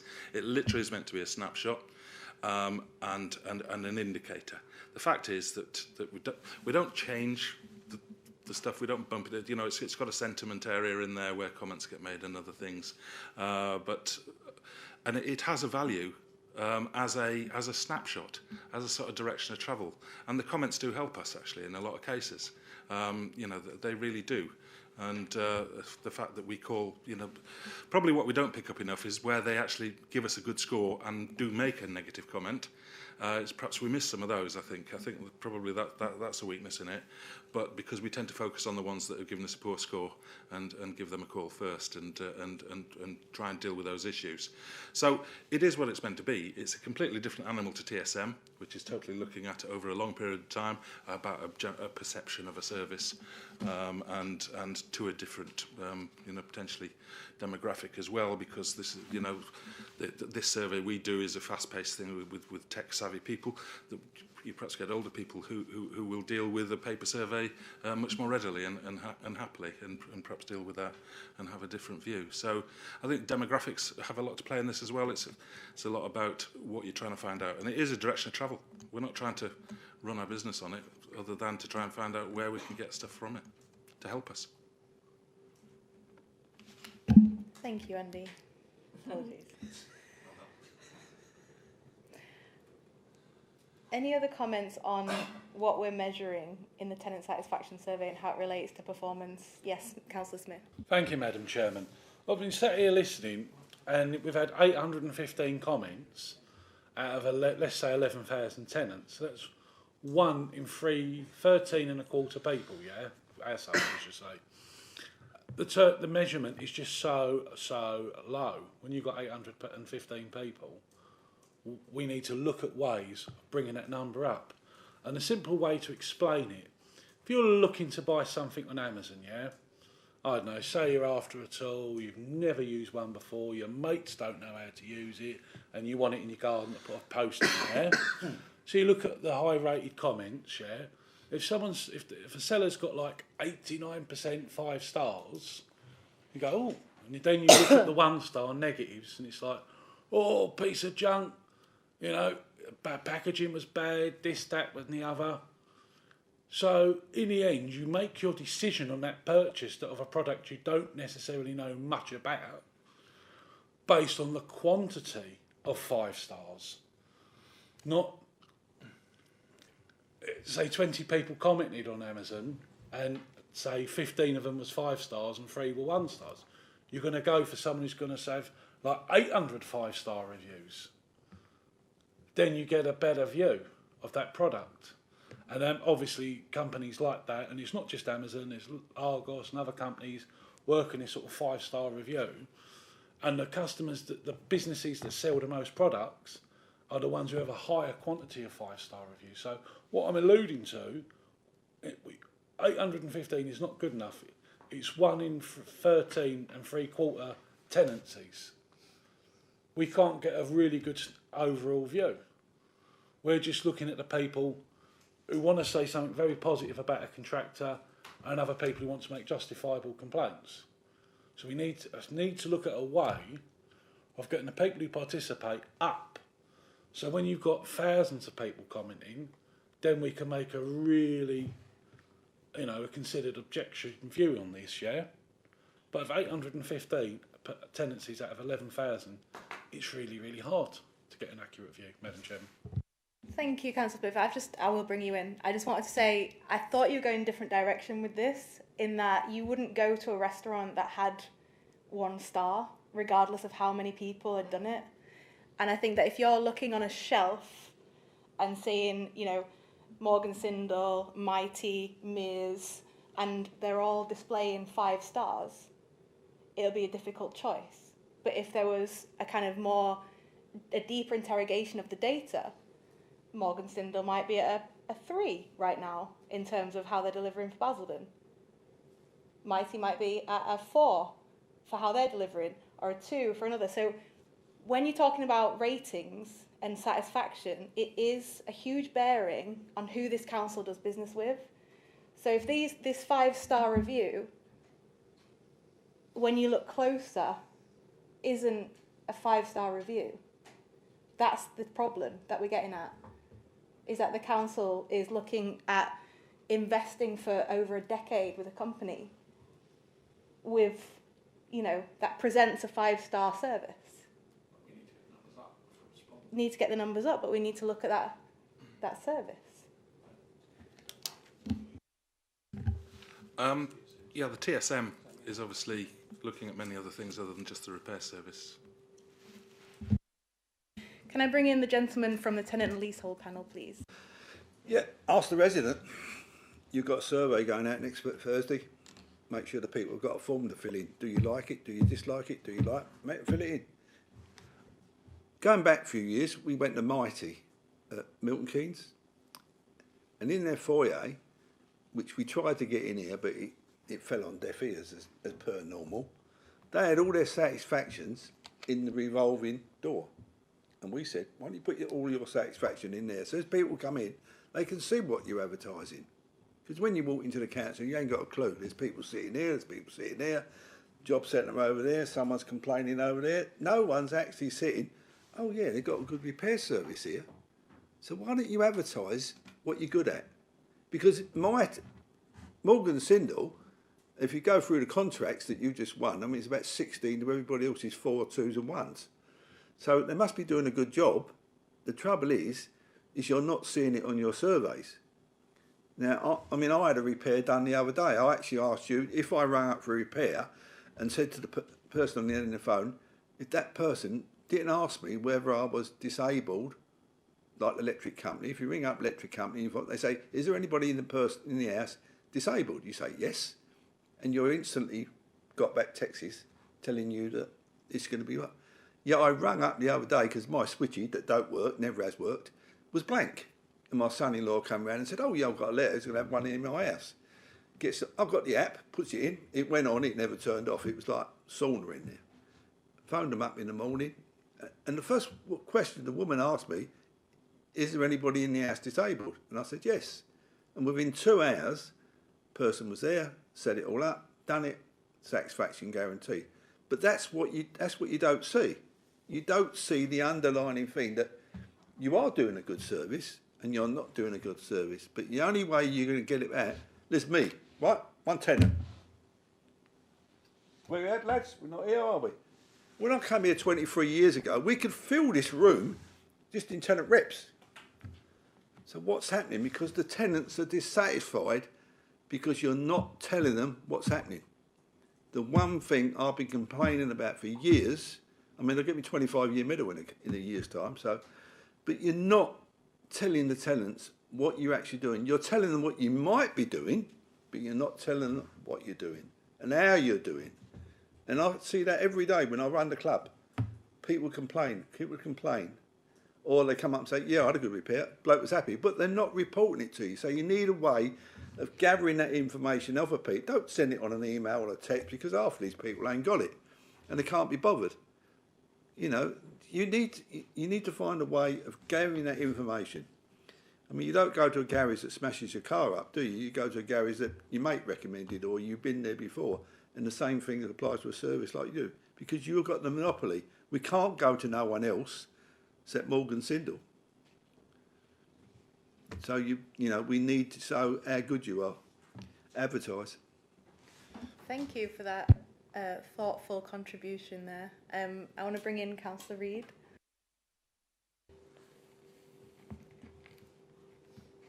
Thank you. It's actually something that John just said about more people being able to.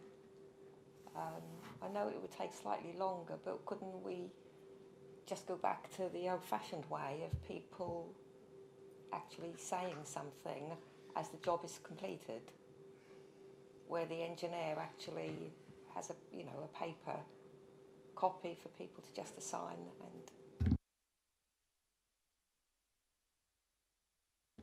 Andy? We stopped doing that because we got a lot of pushback about how people felt threatened by it. Having a great big, gruff builder stick a PDA under the nose and say, could you please give me a satisfaction survey? So, yeah, we stopped for that reason. And Peter, would you like to come in? Yeah, I was just going to say that building on something that Councillor Smith said about the numbers of people that are actually taking the time and trouble to respond, and we call that the confidence factor. And the low numbers of people taking part in a survey gives us very little confidence, and the higher the number, obviously it builds your picture. It builds your picture of your service, builds a picture of anything you're doing. Over the last 20 odd years that Mr. Mackay is talking about, I've seen paper surveys, card surveys. We actually put it in the hands of a third party for a period of time. They were making outgoing calls at difficult times in the evening when people were trying to get their dinner on and the kids to bed and things like that. And we just did not get a confidence factor. We couldn't get those numbers high enough to build that confidence factor.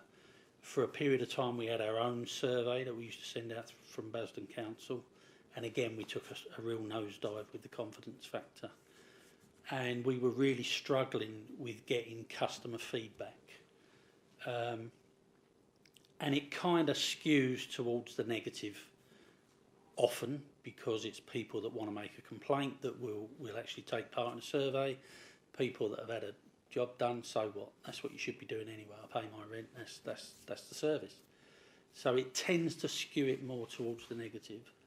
And we were really struggling. We'd put it in the hands of a third party. It was costing us quite a lot of money to do this.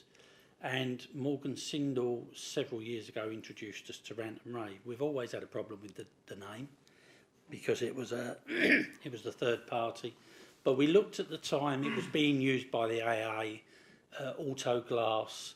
I think there was 3 or 4 really big companies that were using Rant and Rave. And that's what gave us our larger numbers and our larger confidence factor. So we have done these other things. We have done the paper surveys, cards, left cards, phone calls, out-of-hours phone calls. We've done it all, and we just could not get the confidence factor that we needed. Thank you. I just want to reflect on the picture that's kind of coming back to me from what's been said. I mean, first of all, we're talking about a 25-year period that's elapsed and the communication issues that are presenting themselves now. And I think that was really poignant that you said we could have filled these chairs years ago and now people don't turn up. And I think that's a reflection of the relationship that residents feel that they have with the council. We know that confidence in public life and public service is at an all-time low. And I also think that the communications issues have evolved so much in 25 years. I don't particularly think that the answer is to go back to the old-fashioned way. I think there's space for the old-fashioned way of people who appreciate it. But I also think there is a myriad of communication channels now that we can use and invest in.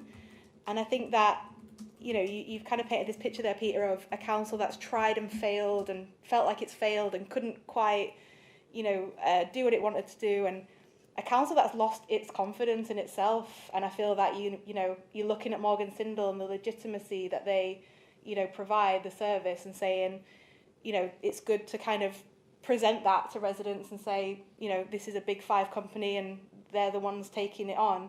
It's like kind of this, like I say, there's something to hide behind, because, I'll bring you in just a second.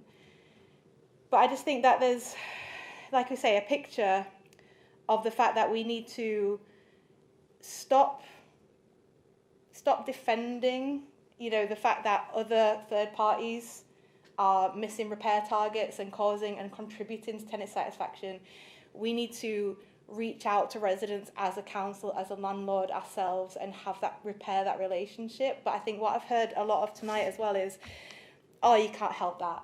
They're doing a great job. I mean, look at them. It's Morgan Sindall. They're everywhere. You know what I mean? Like, we see you everywhere. But then we don't know what your comms are like. We just see your logo on a van and think, oh, Morgan Sindall are handling it. It's fine. It's in hand. But, the picture that's painted is the council needs to do more to stand up for residents' feelings about the service that they're receiving.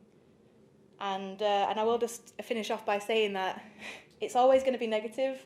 We've got 1, 2, 3, 4 councillors in the room, 5 councillors in the room. Do we ever get a tap on the shoulder first thing in the morning to say you're doing a great job? No, but that's not what we sign up for.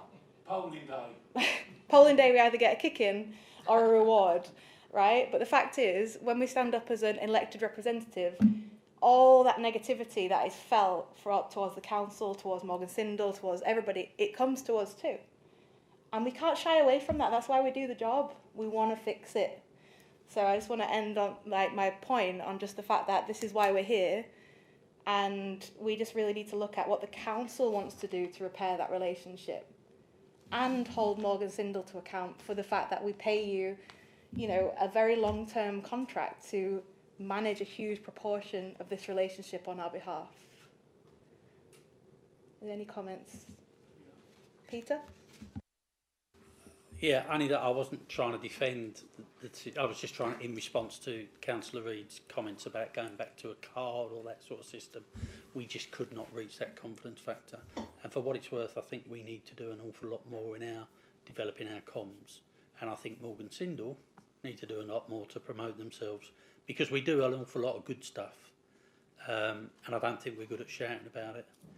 And interestingly enough, I don't think we've mentioned the word compliment once this evening, because we also get the highest number of compliments.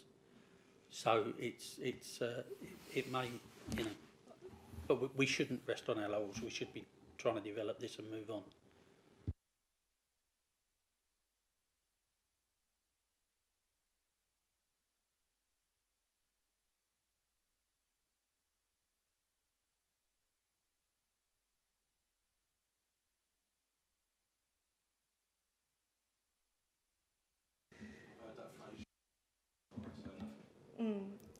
So I just want to conclude this discussion, which I think has been helpful, that obviously the data highlights widespread dissatisfaction with the landlord services, with particular focus on repairs, communication and complaint handling.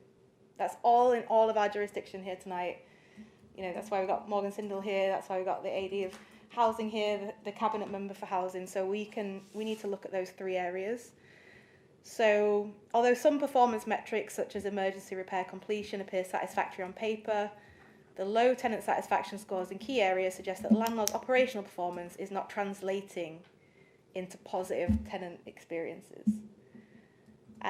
So with that, I feel that, the improvement action plan that we put forward about complaints, it really needs to focus heavily on improving communication, speeding up the repair processes, and having recourse, to let people know why the complaint is not being handled.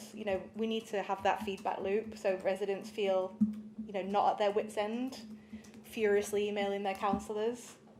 You do know that you are known as Morgan Swindle by a number of my residents that come through daily. Yes, Councillor Smith? Madam Chairman, you should hear the phrases we've got for Ringway Jacobs. Many are unpronounceable. So I think the point is that we've got a fundamental lack of trust, which unfortunately, Morgan Sindel, you are part of that, and what's happening with your operations is contributing to that. And so we need to be better at holding our contractors to account as well. And so we need to ensure our complaints are handled effectively in a timely manner to address these significant issues. And I just want to ask if there's any contributions to a kind of final recommendation that we can just put on record and obviously follow up. Any more contributions to what we should all take away from this session? As I said when I spoke on this item earlier, 815 comments are not good enough. We need to get them in the thousands, because then you get a more accurate picture. If you stop 5 people in the street and said to them, how are you voting? You might be worried on polling day. I'll think, oh, time to take the shoes off. I can have a night, sit on my rear end throughout the campaign. If you speak to 5 people, that's what you'll get. So we have to go out and get the number in the thousands. How we do it, that's a discussion to be had. But 815, you'll just get the people who want to be positive and be grateful. And I don't say it in a patronising sense. Many of our elderly tenants are very well mad, and not saying the rest aren't, but they've always took the view, not giving cash tips or things like that. Died with a dinosaur, that's if they had the money. But it's a case of they just want to be polite and say thank you, because they look at our staff coming into their properties, they're the same age as their grandchildren, and they think, you know what I mean, they just want to say thank you. So we're getting those positives back there, and equally people who've not had an happy service have come forward. But when it's 815, it's not big enough, and that's where we need to go forward and get these comments in the 1,000. How we do that, I don't know if that's possible, from what Peter Long has said, but we've got to find a way. So in that way, when Scrutiny meets a year from now, then we start having proper, what we're looking at. Because we want the regular people, the ones who had their repair done in a timely way, they're happy with their comments, or people might say, yes, the person who turned up was polite, knowledgeable, but I need a gas engineer, not a plumber. These are all the sort of comments we need to get in, but we'll only do that if we get the numbers up. We have to think of this, as I said, as an Amazon review on a product. It sells if you've got more reviews, because people have that confidence. And that's what we should be looking at as a council, Madam Chairman.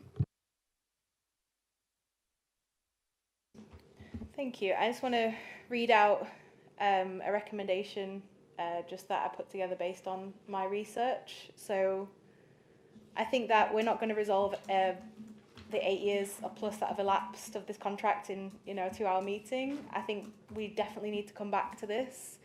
I know that we'll have an annual tenant satisfaction survey from now on. I know that's been scheduled into scrutiny committees, and that's the first step, because this is our benchmark. And I was going to say things can only get better, but what I was going to say is the only way is up.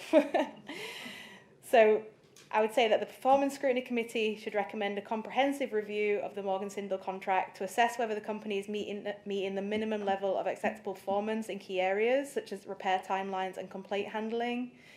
We need to identify if consistent underperformance is there, and if it is, the council should consider stronger enforcement of penalties or the potential for renegotiation or contract termination if necessary. And I feel that it's a very cosy picture of big companies coming to Basildon, and Basildon Council not standing up for residents and not kind of giving you the hard time that you deserve as somebody who takes a big proportion of our budget. And that is the truth. And we want to hold you to a high standard, and we want to have a working relationship that is not us propping you up, it's us working in partnership. And so I think that this comprehensive approach, alongside improved communication, will likely yield better outcomes for tenants and improve overall satisfaction with housing services in Basildon Borough, which, as I've said, is our most powerful lever at our disposal in terms of repairing that relationship, and hopefully having more people turn up at the next time we're discussing this because they feel like they've got a stake in the discussion.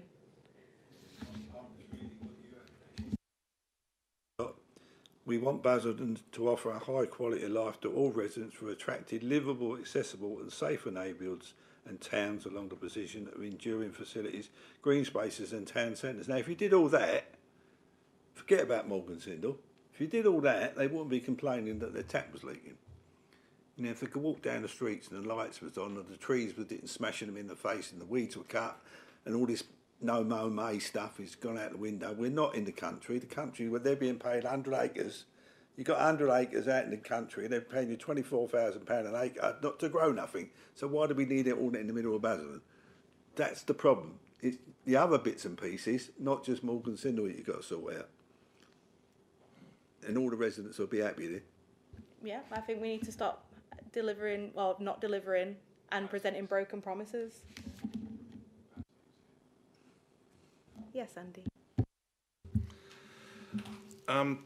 Yeah, of course, we're always happy to get involved with any review that is required.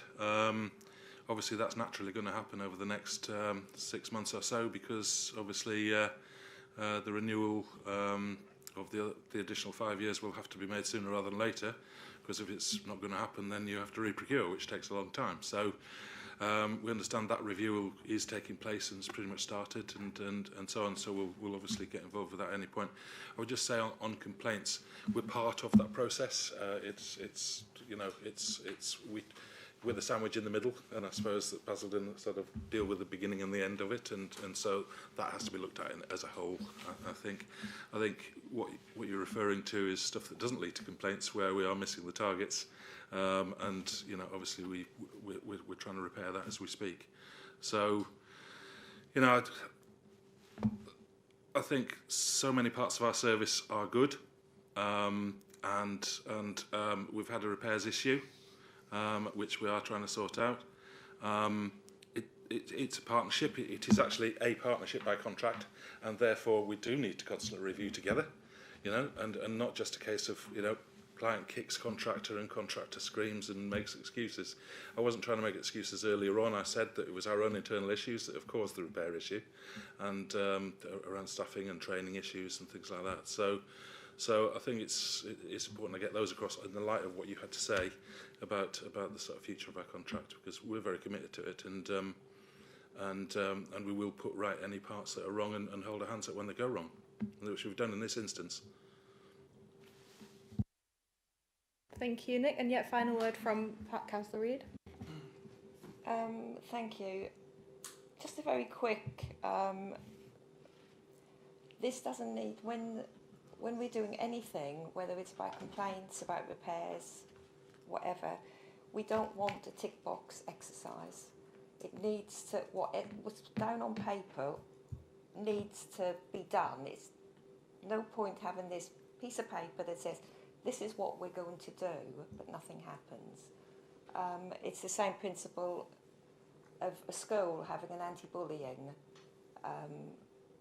system, but children are getting bullied, and their head will say, this is what we do. This is our anti-bullying, rules, regulations. But if it doesn't actually happen, there's no point having that paper. And I think too often we have something in place that says this is what's going to happen, but written on paper doesn't make it happen. We have to actually see it happen for ourselves. Thank you.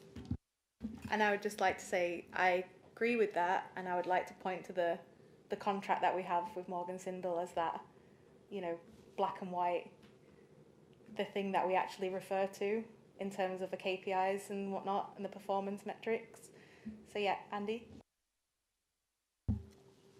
I don't like tick box exercise more than anyone else, and hopefully if you're referring to the improvement plan we put in, then obviously we have made some progress and it's partially through. So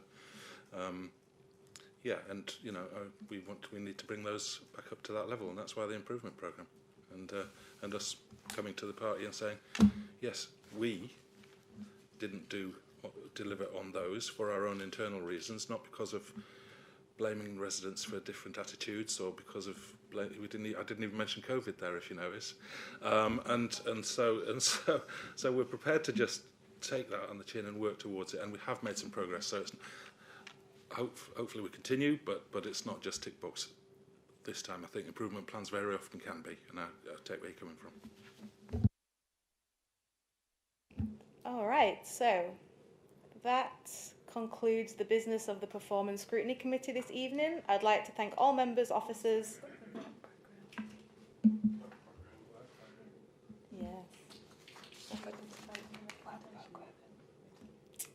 We need to vote that in.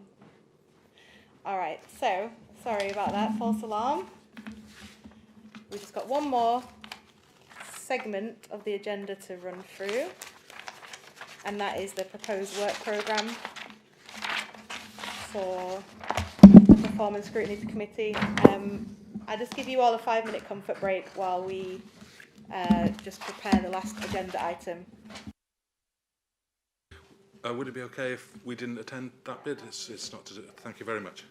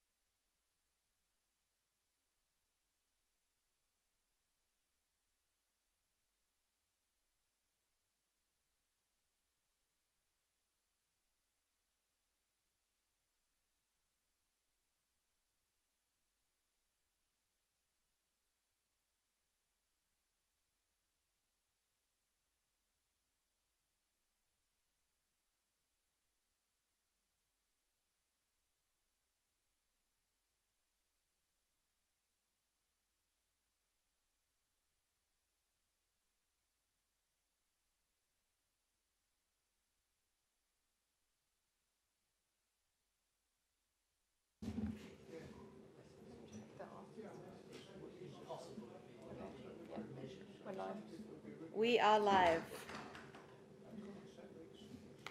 Please do not swear. So, there's one final item on the agenda. It's BAU. It won't take very long, but it refers to the work programme.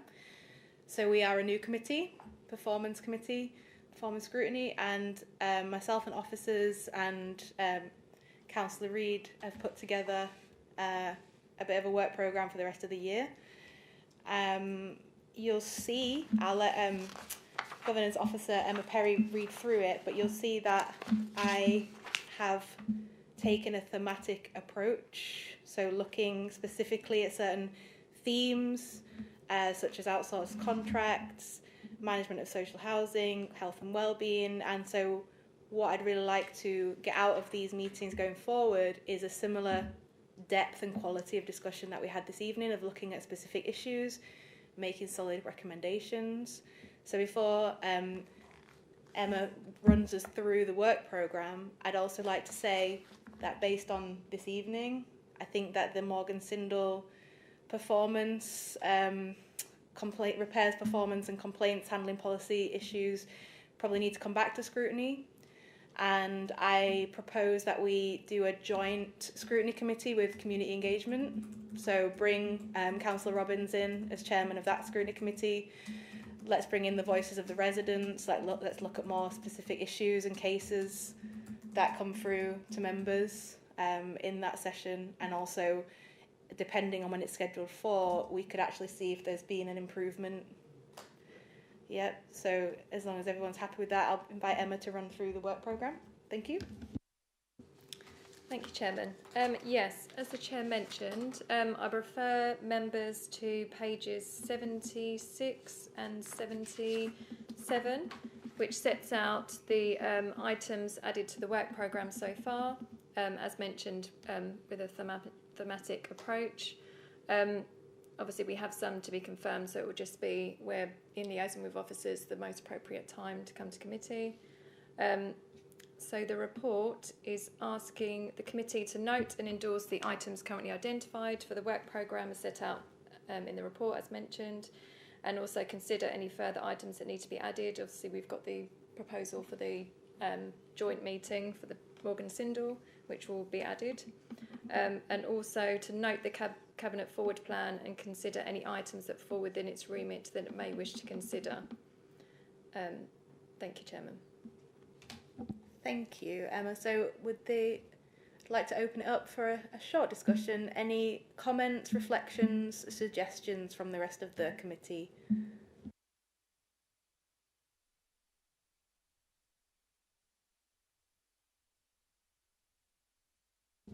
Okay, everyone is happy. Excellent. Well, look, appreciate your help. Yes. Yeah.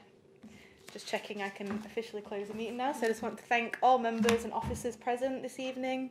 That concludes our first Performance Scrutiny Committee. I look forward to